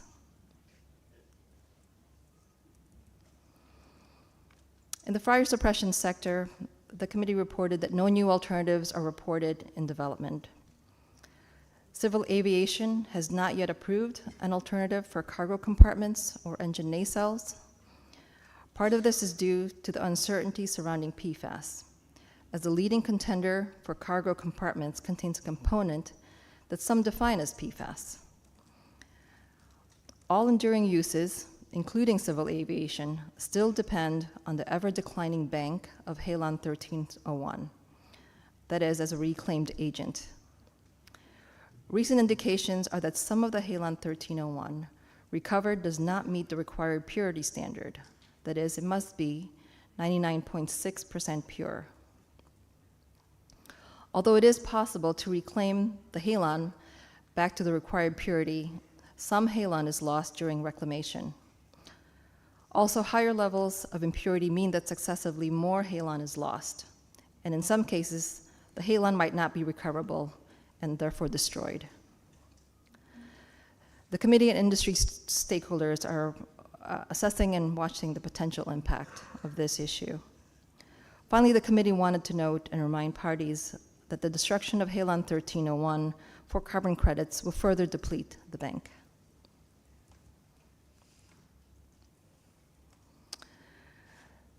The committee is also looking at an emergent issue where emissions of halon 1301 derived from atmospheric measurements are greater than those predicted by the committee's halon bank model. If these additional emissions were for fire suppression, from the fire suppression halon 1301 bank, according to the committee's model, the bank would be smaller than predicted, resulting in an earlier run-out date. For at least the period 2004 to 2021, these increases in emissions match the timing and the pattern of reported halon 1301 production for feedstock use. The committee ruled out other possible sources, leaving only feedstock production and use. From reported feedstock production and applying a 26% overall emission factor, this appears to explain the additional halon 1301 emissions. Parties may wish to consider providing information on emissions from feedstock use. There's more detail in our 2024 progress report. Additional slides at the back of this presentation that's been posted, and the committee co-chairs are certainly available for further questions and discussion as our committee continues to follow this issue.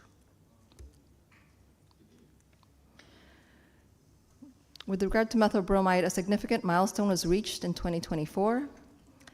Over 99.9% of the 62,000 tons of methyl bromide used for controlled uses, that is non-quarantine or pre-shipment, is reportedly phased out.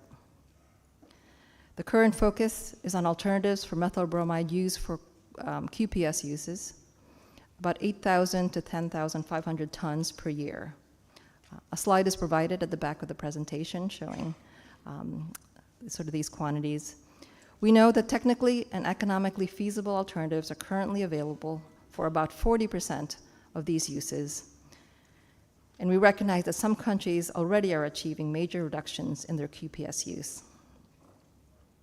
The committee is concerned of reports and websites identifying that substantial methyl bromide is still being used for unreported controlled use. By enforcing policies to ensure methyl bromide is only used for its intended use could help address this.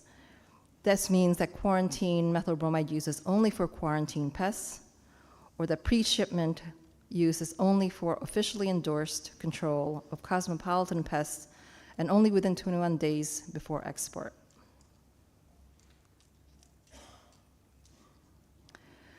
The committee was made aware of a recent paper by Hu et al. 2024 providing estimates of the national emissions of methyl bromide in China in the 2011 to 2020 period, using atmospheric observations at 10 sites across the country, and comparing top-down and bottom-up data. This new paper shows top-down emission estimates exceeded bottom-up estimates by around 5,500 tons per year. The largest fraction of emissions arise from underestimated or unidentified emission sources. This reinforces previous similar findings by another paper, Choi et al. In 2022, and this is an issue that the committee continues to watch.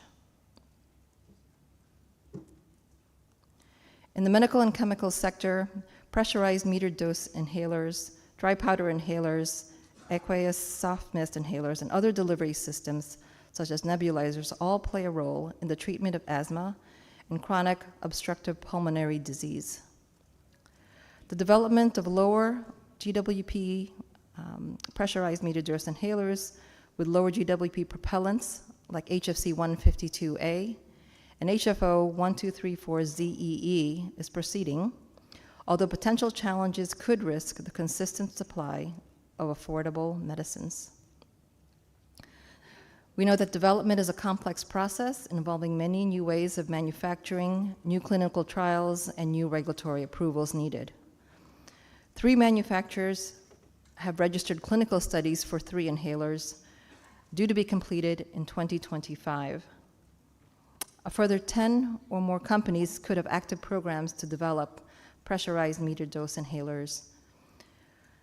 With subsequent regulatory submissions and approvals, the first lower GWP pressurized MDIs may not reach the market until 2026.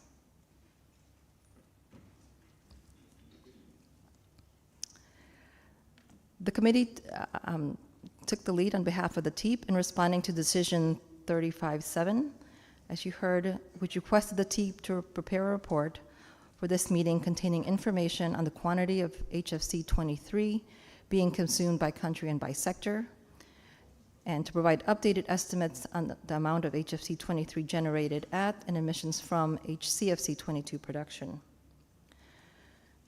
The reported HFC 23 consumption was about 3,700 tons in 2022, made up of about 2,600 tons for non-feedstock use and about 1,000 tons for feedstock use. The estimated HFC 23 byproduct generation from HCFC 22 production is in the range of 18,000 to 36,000 tons.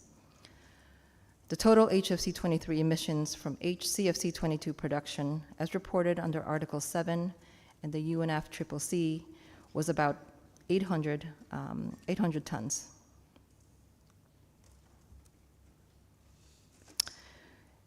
In the refrigeration and air conditioning and heat pump sector, the committee reported on the availability of lower GWP alternative refrigerants continuing to grow for most of the sectors. Currently, there are now 20 new lower GWP refrigerant blends that have received designations and classifications from the ASHRAE and ISO standards. The domestic refrigeration industry is accelerating its conversion from HFC 134A to isobutane. In food retail, food service, and transport refrigeration, less than 150 GWP alternative refrigerants are common in non-Article 5 parties. In both non-Article 5 and Article 5 parties, lower GWP alternative refrigerants continue to replace the higher GWP R404A and HFC 134A.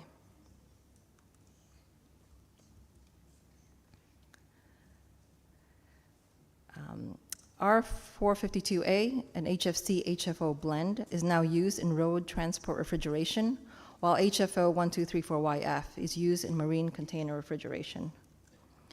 In the US and Europe, regulatory GWP limits on small and large air conditioning and heat pump systems are driving the growth and adoption of less than 700 and less than 150 GWP alternatives.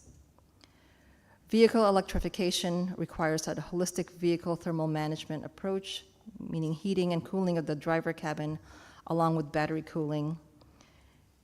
And the committee reported cooperative research is underway investigating lower GWP refrigerants suitable for use in electric vehicles.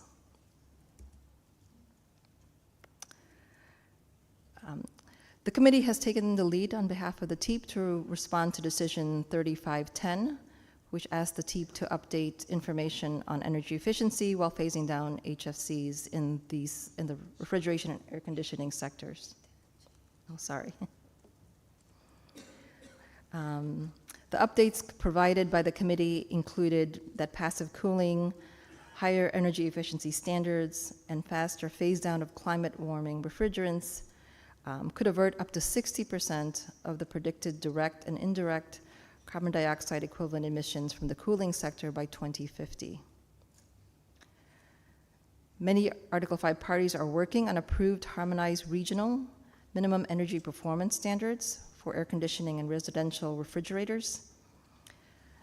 The dumping of high GWP and/or ozone-depleting refrigerant and low-efficiency cooling equipment is widespread, with additional evidence presented for Southeast Asia.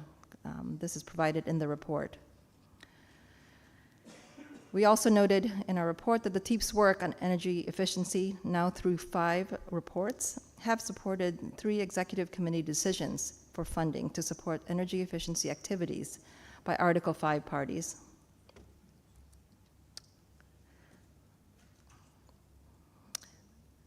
And finally, the committee has taken the lead in responding to Decision 3511 on life cycle refrigerant management. We prepared a report. We formed a task force consisting of members primarily from the committee.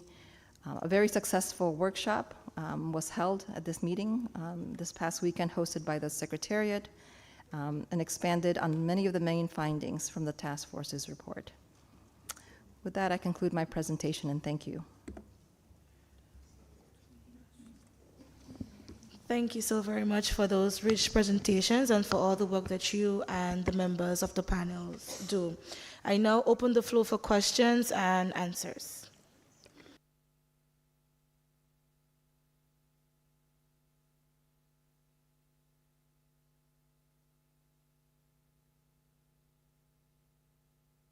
I recognize Barry.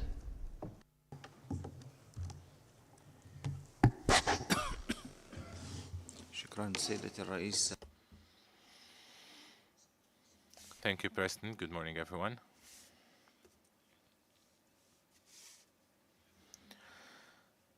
I would like to thank the panels for the excellent presentations, and I would like to thank them specifically for the great efforts that were exerted and for providing us with very rich information, diverse information, as a matter of fact, in all aspects that were covered in this morning's session.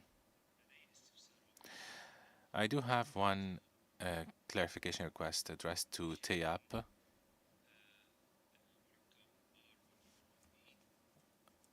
Regarding R141B.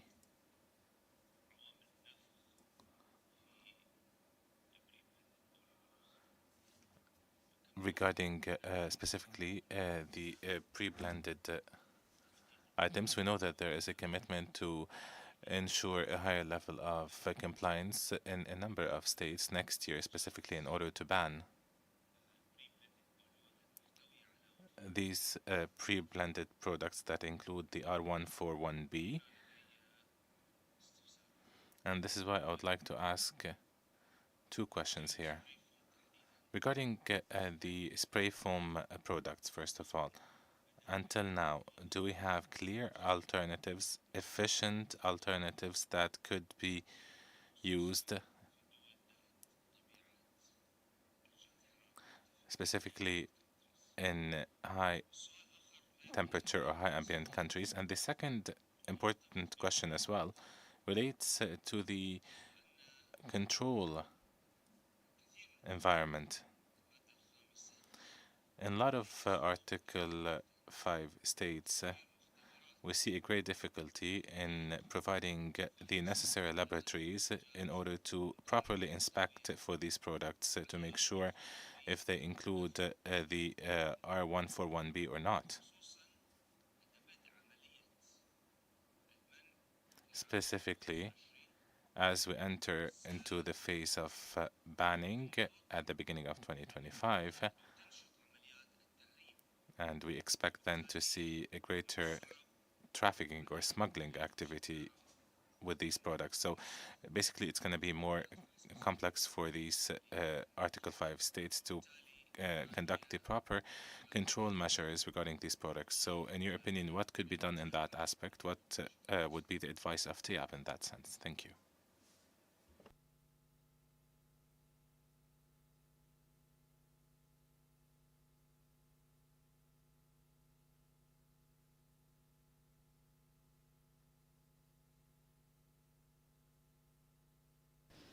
So if there is any other requests, I'll give back the floor to the panel to provide Barry a response. Thanks.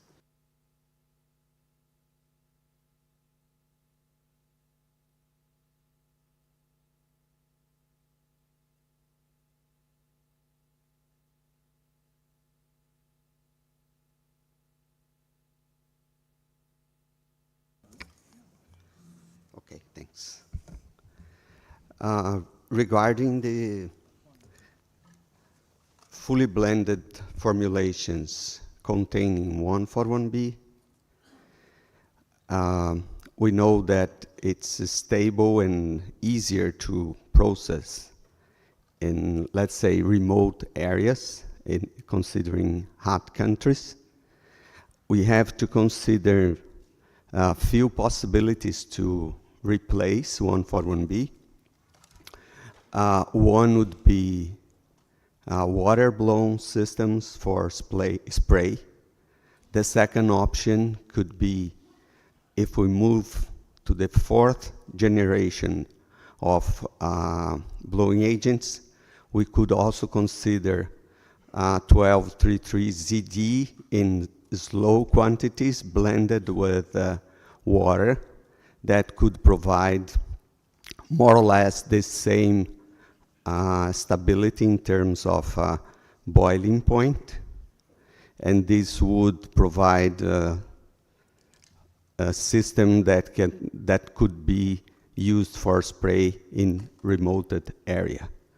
One thing that I also would like to highlight is that would be wise to have at least one box to insulate these drums when they are transported to remote areas in order to help keeping temperature. And this could help to keep these drums in better conditions to process. Of course, in between, there is alternatives where we can use fourth generation of blowing agents with either methylformate that's high soluble and keeps processing conditions in a way that we can process in hot countries. My suggestion is that we can talk separately then to give other hints that could help to move to this, to move away from 141B fully blended formulations. Thank you.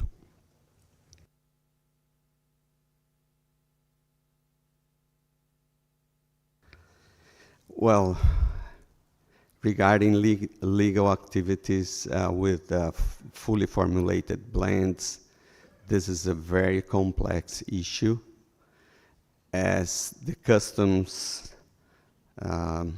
don't have capability to analyze samples, and there are other countries that don't have rules or law in place that can give to the government a way to avoid these imports. Not an easy task, and this is practices, I would say, in many, many countries. Thank you.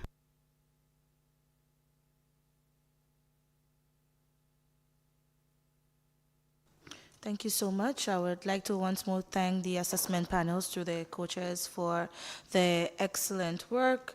The co-chairs and members of the panels will be here until the end of the meeting, and therefore delegates may take advantage of their presence to follow up on any questions directly with them. But just before we conclude on this item, I recognize the United States.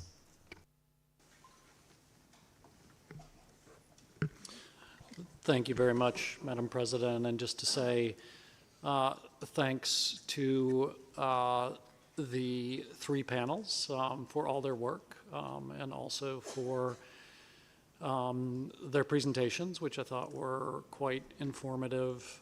We do just have a couple of questions. I think the first one would be just to ask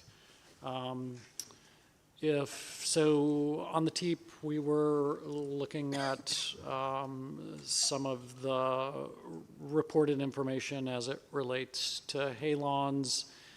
Just curious to know if there are any updated estimates on possible run-out dates for halon 1301 in particular, but also 1211. And then secondly, we were interested in that point that TEEP presented that related to methyl bromide emissions. Perhaps just to ask if there's any further clarification on that, so we understood what the slide said is that there's about a 5,000 ton of differential perhaps in emissions. I guess our question was, so with methyl bromide though, we understand we have arrived at the end of the CUE era, but we still have ongoing use in QPS, and methyl bromide is one of the substances that also has natural sources as well. So we would be interested sort of to understand, or if the TEEP could speak a little bit more to whether and how that study may have accounted for, like, obviously there's still ongoing uses and thus ongoing emissions, there's natural emissions. Did the study also look at those? And I don't know, that could also be a question for the SAP. We know it was a slide that the TEEP put up, happy for them to answer it, but it's also an atmospheric measurement study, so if the SAP wants to opine as well, we would welcome that. And just to say again, appreciate the presentations, appreciate the hard work. Thank you very much. Thank you. I would now ask Norway to ask your brief questions. Thank you, Madam President. We would like to thank the three expert panels for presenting the progress of their work. There are several issues that the experts highlighted that are of concern to us. And we are already engaging at this meeting and working with other parties for addressing several of those. And we are confident that we will figure out an appropriate path forward for addressing several of those issues. So we would like to turn to one particular issue, and we thank the EAP for presenting the state of knowledge regarding the issue of PFAS and what under this broad umbrella of substances is of relevance for the Montreal Protocol. So we just heard that several controlled substances under the Montreal Protocol, but also several alternatives to the controlled substances, including some breakdown products could be identified as PFAS. I was just confused about one of the slides where it was showing several breakdown products, and those were noted as relevant in these PFAS issues, but it was some confusion because in some of those breakdown products, so it was actually substances that are not PFAS. So I just want to have clarification on this, if possible.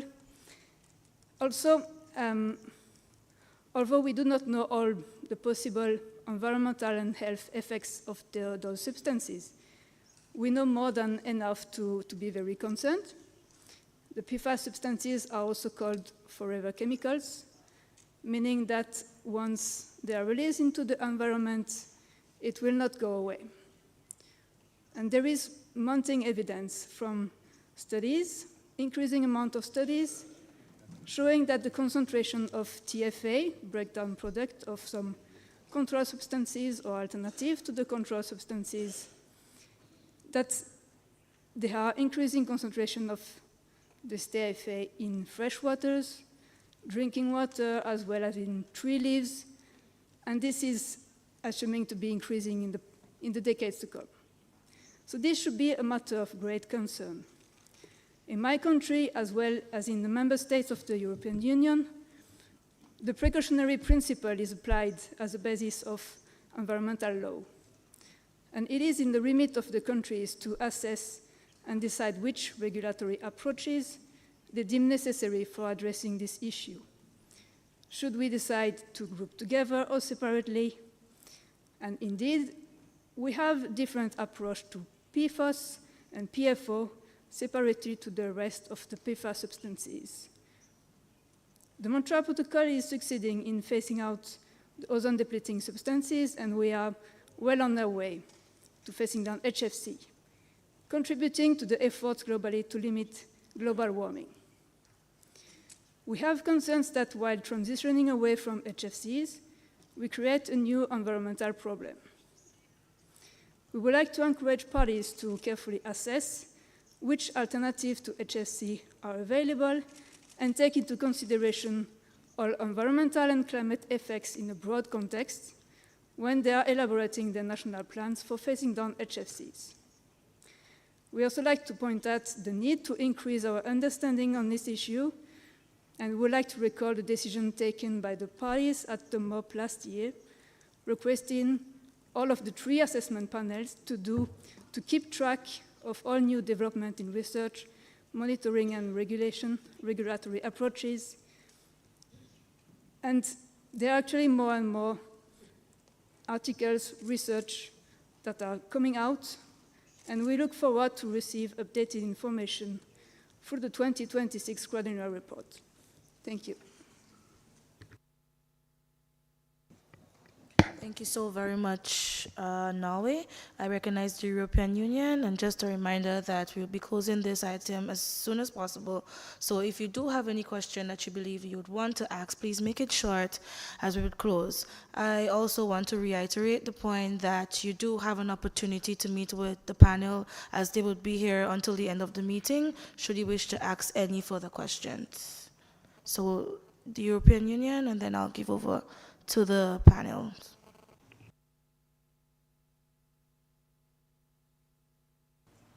Thank you.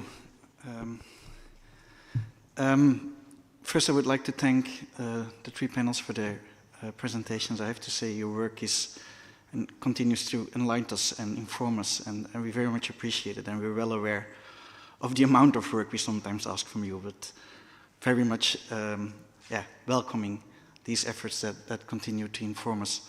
I have two questions and a remark. I would like to start with a question for IAP, and it relates to research on TFA. The slide ended with saying that we need continued monitoring, and one of the things I think we are worried about is chronic exposure.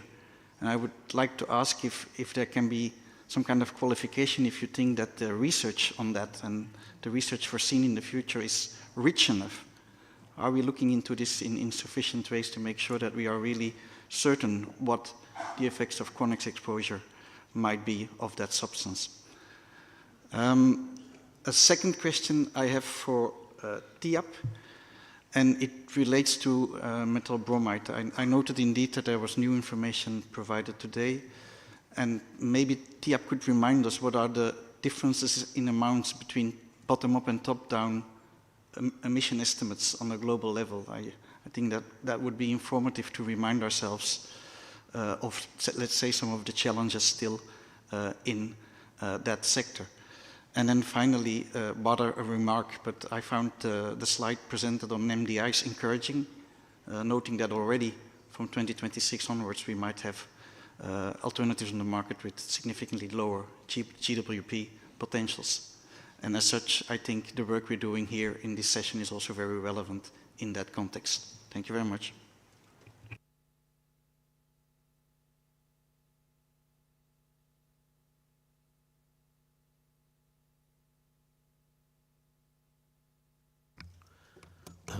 Thank you for this opportunity to respond to questions.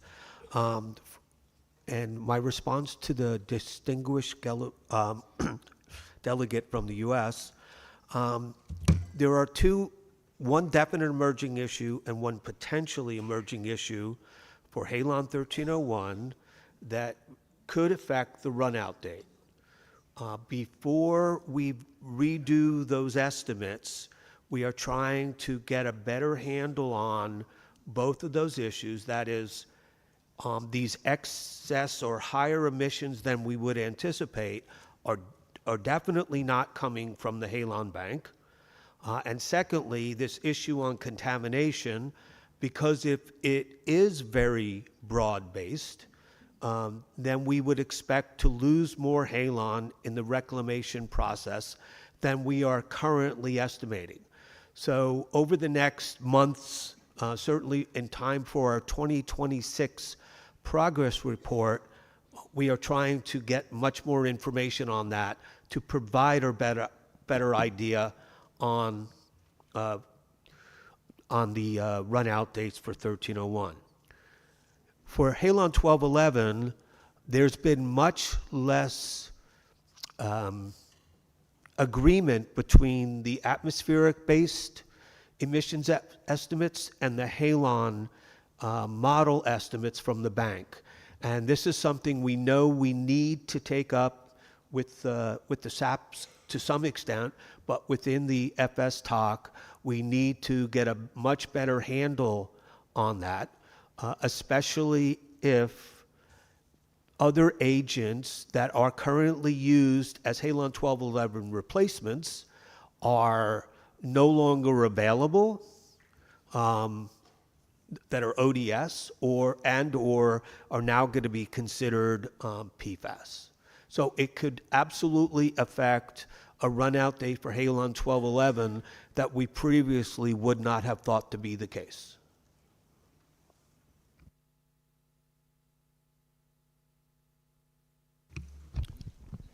We had two MEB Talk questions related to emissions, and we've had a discussion with SAP, and we'll try and present this the best way we can. We'll start with Canada first, because it's more the global question about budgets. And the global budget for methyl bromide emissions is not fully identified. There are about 10,000 tonnes that are still unknown from what sources they're coming from, and that's becoming smaller and smaller as we work out more sources of emissions, and they can be from a whole range of different areas. So that's the total global budget. So I hope that helps Canada. No, European Union. It was a European Union asked. No, Canada asked. Oh, sorry, it's European Union. I sincerely apologise. Yes, so very tired. So apologies, European Union. Yes. So I hope that answers the question. Now for US. With the US, the report has just come out last week on the 16th of October, so we haven't had time to fully analyse all the data. But we certainly welcome this paper. It's a really well-written paper. It's from the Chinese experts themselves, and it covers details from 2011 right through to the for 10 years, and it's showing consistent elevations of emissions of a sizable amount, up to 5,500 tonnes. Unfortunately, it can't account for those emissions as to whether they're another source that we don't know that's natural, or whether it's anthropogenic production. But what it does do is regionalise those emissions to areas of dense population within China. We don't know what that means. So what SAP and TEEP will do over the next 12 months, or as soon as we can, is analyse that paper, analyse the information, relate it back to another study in 2002 which gave similar information, and we'll work out our response back to the parties as appropriate. That's about all we can do at this stage. So thank you. And apologies to European Union. My eyesight's going off at this stage of the meeting, so apologies.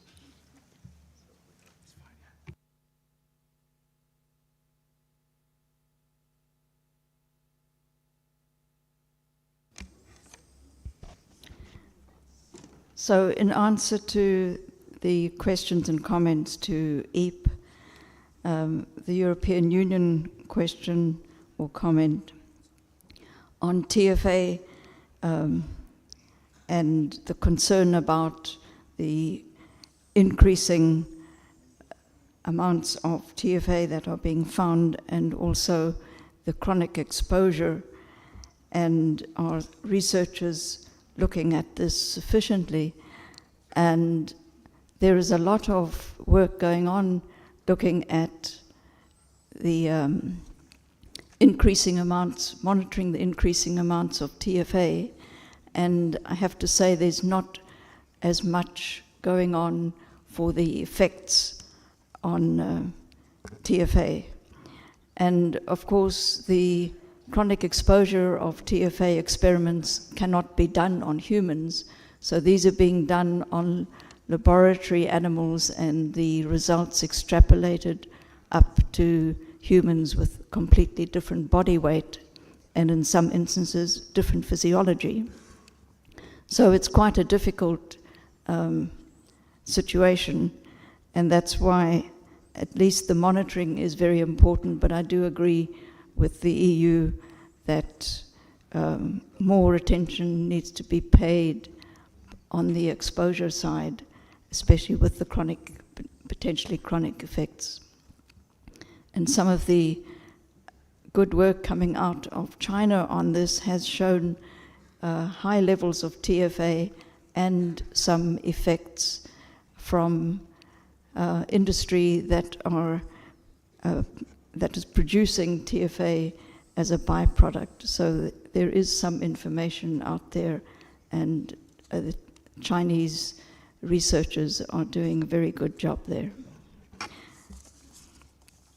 For the questions on PFAS from Norway, apologies for the confusion with the diagram there that you mentioned, and I would welcome very much, together with my co-chair Paul Barnes, to discuss with you some of the confusions there, and also about the breakdown products that you mentioned.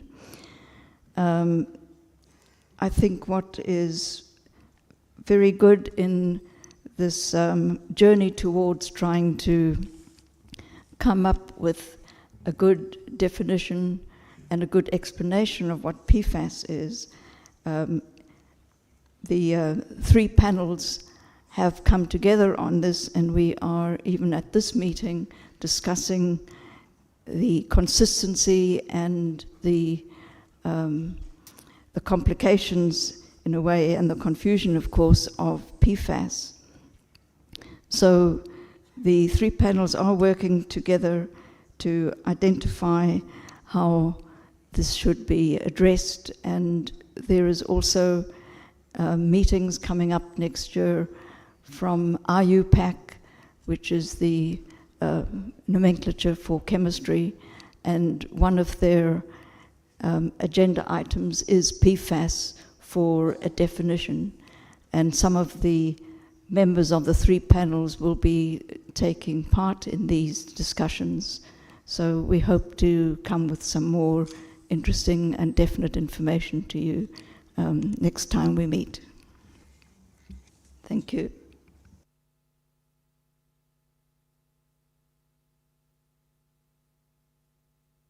Thank you so very much, co-chairs.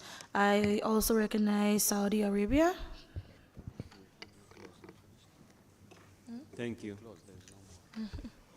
Mr. Co-Chair, as a hot country, we face unique challenges in identifying refrigerants that can withstand our extreme climate demands.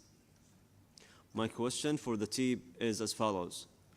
Are there validated high-efficiency, low GWP refrigerants that can reliably operate under high ambient temperatures without sacrificing cooling performance?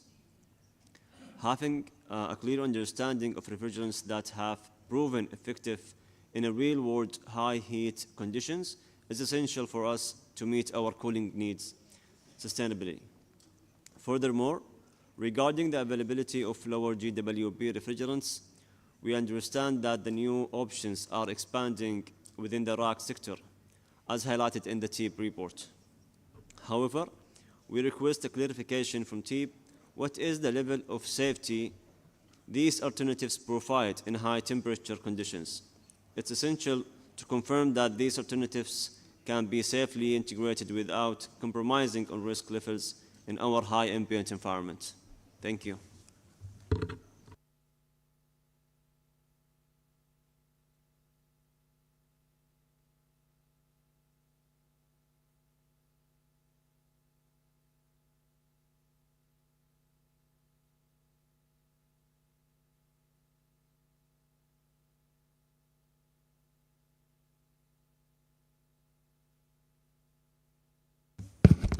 Thank you for the distinguished delegate from Saudi Arabia.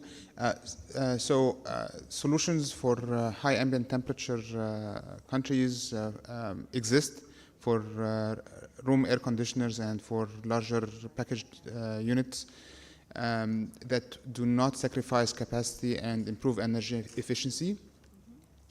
These include HFC R32 and R454B. So this is when we consider air-to-air air conditioners. If we consider water-to-air, the alternatives are variant, include R413A, R514, including other HFO pure refrigerants. The refrigerants exist, they are available and have been demonstrated in various high ambient temperature, including Jordan, Egypt, UAE. It's just a matter of more pilot studies and trials. Regarding the safety issues, R454B is an A2L refrigerant with a very low flame velocity, which means that it is considered as a safe refrigerant and has been widely adopted all over the world, and it is considered to be a safe refrigerant for room air conditioners and packaged units for air-to-air systems.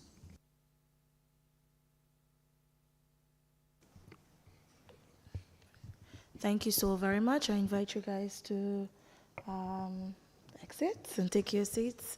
And we now conclude considerations on this agenda item. We now turn to item 4 on the report of the Chair of the Executive Committee and of the Multilateral Fund for the implementation of the Montreal Protocol. I now invite the Chair of the Executive Committee, Ms. Maria Antonella Pardy, to make a presentation on the work of the Executive Committee, the Multilateral Fund Secretariat, and the Fund's implementation agencies. So, Ms. Pardy, you have the floor. Señora Presidenta, señor Presidente. President, distinguished parties, on behalf of the Executive Committee of the Multilateral Fund, I am pleased to report to the parties on the major strides made by the Executive Committee since the 35th meeting of the parties in October 2023 in Nairobi in the Republic of Kenya. Since then, the committee has held the 93rd and 94th meetings. During these meetings, the committee came to decisions to continue to ensure the phase-out of HCFCs, the implementation of the Kigali Amendment, and to support all Article 5 countries in the process. Document 36/8 provides a comprehensive description of the deliberations and the significant outcomes of the committee's work in the reporting period. It also provides a description of the projects that were approved, the status of implementation of ongoing projects, and policy issues, business planning, financial and administrative matters. After coming to an agreement on the incremental cost for the refrigeration servicing sector, the committee discussed the outstanding issues related to HFC cost guidelines. Important progress was made on the costs for the domestic refrigeration and the foam sectors, as well as operating costs for the commercial refrigeration sector. The committee will continue to discuss cost funding guidelines at its upcoming meeting in December, focusing on large enterprises in the stationary air conditioning sector, on small and medium-sized enterprises, and on a starting point for sustained aggregate reductions. In addition, parties have been discussing for many years the energy efficiency while phasing down HFCs. Energy efficiency is also on the agenda of this meeting.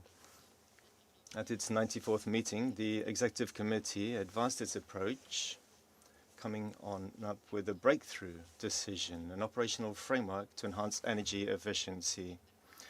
Now, this means that we can enhance energy efficiency while facing down HFCs in the manufacturing of equipment such as domestic refrigerators, commercial refrigeration systems, residential and commercial air conditioning systems for an initial period of 3 years, with a funding window that may be expanded to $100 million for projects developed and implemented under the framework. This will certainly help to enhance the operational framework, and the experience gained from projects that are reviewed and implemented will also support this.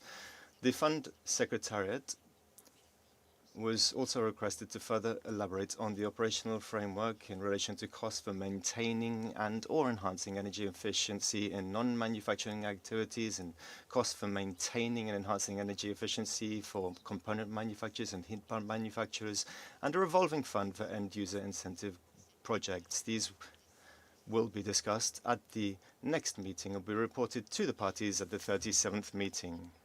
The Executive Committee has also discussed consumption of HFCs in local and installation assembly subsectors. This discussion will continue with an update on the matter at the 95th meeting.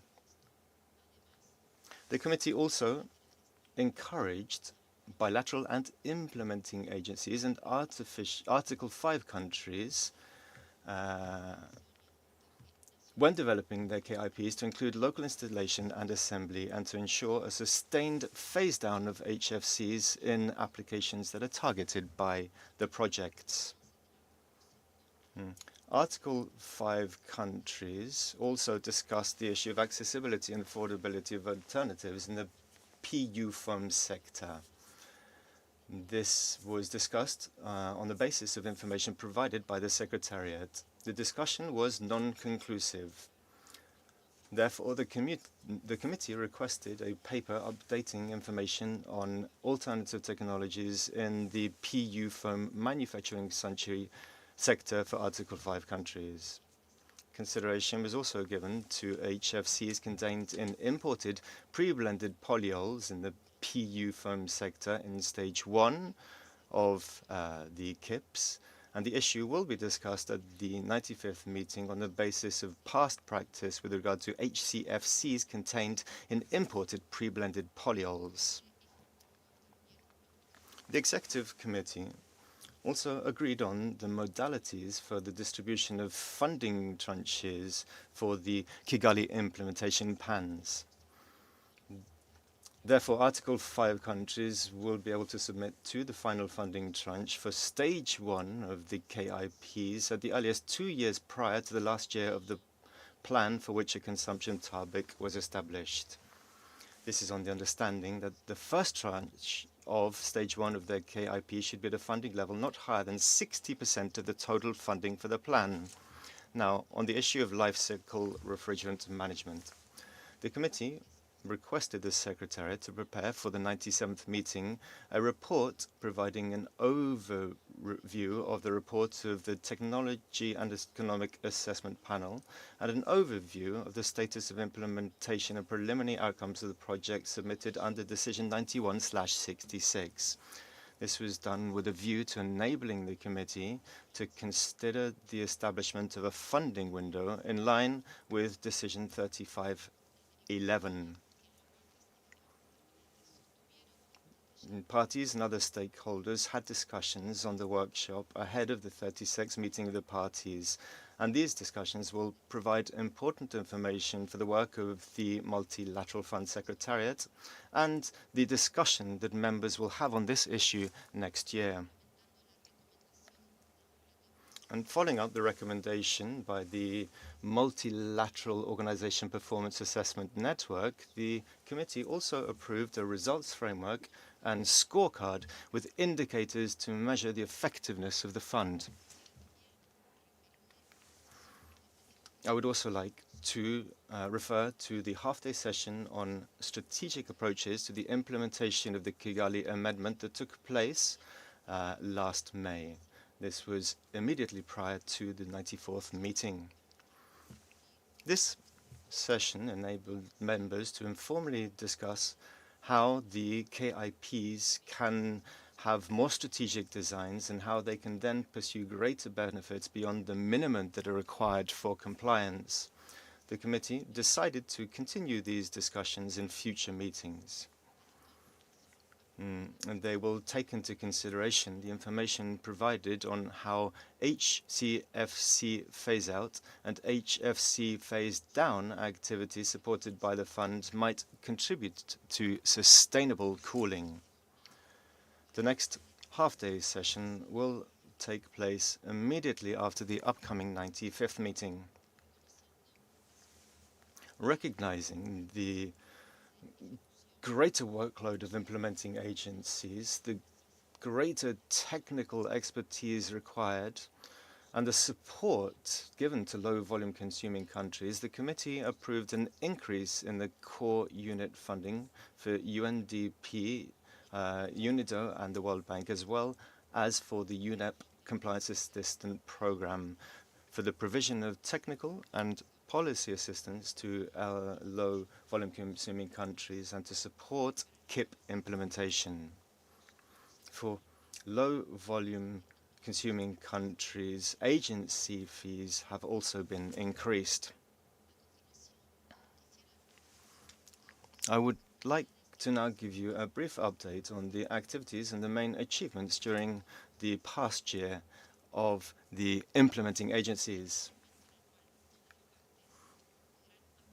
This is a moment where all parties can fully appreciate the hard work of UNDP, UNEP, UNIDO and the World Bank.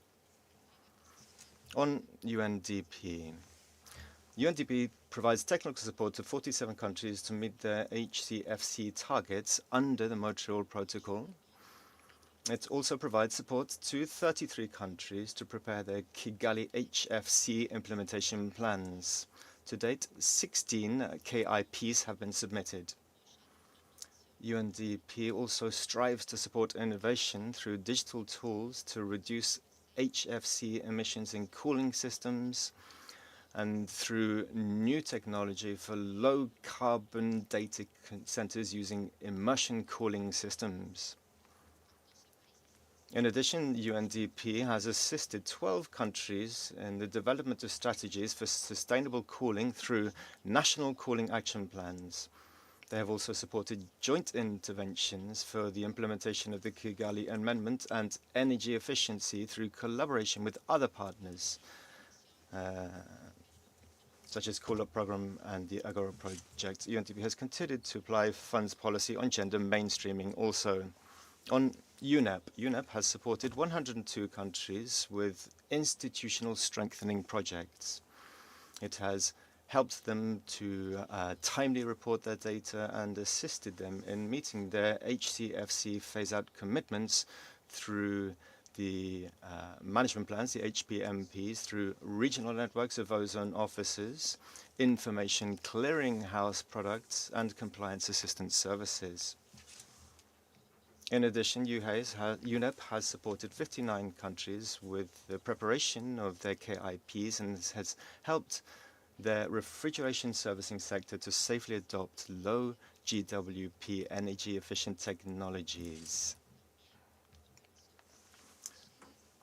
UNEP has also organized 7 energy efficiency twinning workshops to help enhance cooperation between ozone officers and their energy counterparts. They have continued to prioritize technical and policy assistance for low-volume consuming countries to address their specific needs. With the support of UNEP, 27 countries are now preparing their inventories of banks of used or unwanted controlled substances and associated business models. Now for UNIDO, currently, they are implementing HPMPs in 67 countries, Kigali implementation plans in 22 countries, institutional strengthening projects in 14 countries, and projects on HFC 23 byproduct emission destruction in 2 countries. 3 of the 5 HFC investment projects are already complete, and these will provide further information on cost for HFC phase-down. UNIDO continues to support countries on their path to complete HCFC phase-out and HFC phase-down. They will organize ongoing preparatory activities for KIPs in 35 countries and for HPMPs in 9 countries. By making use of the new funding windows, UNIDO has received approval to implement pilot projects on energy efficiency in 8 countries and ODS inventories in 21 countries. These projects apply a systems innovation approach and leverages multiple funding windows that are made available by the multilateral fund. UNIDO stands ready to continue to support Article 5 countries in their manufacturing, servicing and assembly sectors and in emerging areas of relevance to the Montreal Protocol, such as sustainable cooling. Now, lastly, in 2023, the World Bank assisted countries in the submission of their Kigali implementation plans and approval. These KIPs incorporate energy efficiency and refrigerant life cycle management aspects. They're also consistent with institution-wide assistance to maximize climate co-benefits while facilitating sustainable development across key economic sectors. During preparation of the KIPs, the bank delivered policy assistance to the countries through tools, seminars, and technical assistance to ensure a robust quota allocation system could be in place before the Kigali compliance period. Furthermore, the World Bank continued to work with several countries to step up Stage 2 HCFC phase-out efforts for sustained HCFC consumption and production reductions in accordance with their respective obligations. At the same time, they initiated the preparation of the third and final stage of HCFC phase-out in other countries. Presidents, distinguished delegates, I would now like to take this opportunity to express my sincere appreciation to the members of the Executive Committee for their support in my role as chair. I'd like to thank the Fund Secretariat, the bilateral and implementing agencies for their continued hard work and their dedication to our shared goals. I would also like to give a special word of thanks to Anne Gabriel from Australia, as the co-chair in one of the Executive Committee meetings held since the last meeting of the parties. I would like to thank her for her support. I would also like to give thanks to the parties for their strong commitment to the implementation of the Montreal Protocol and for the guidance that you have been providing throughout to the Executive Committee. Thank you so much. I thank the chair of the Executive Committee for her presentation. This brings us to the end of the morning's session. Before we break for lunch, let me ask the Secretariat if there are any announcements. Thank you, Madam Co-Chair. Thank you, Madam Chair. Honorable Ministers, heads of delegations, distinguished delegates, ladies and gentlemen, the Secretariat invites you for a cocktail reception today from 6 to 8 p.m. at the ground floor. We look forward to seeing you all there. Thank you.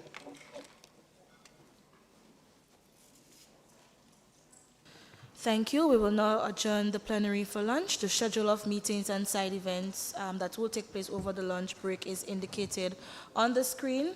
We will resume the plenary at 3 p.m. We would like to request the first 3 speakers on the list to be at their seats a few minutes before the opening of the afternoon session, and we hope to see you punctually here at 3 p.m. Have a good lunch.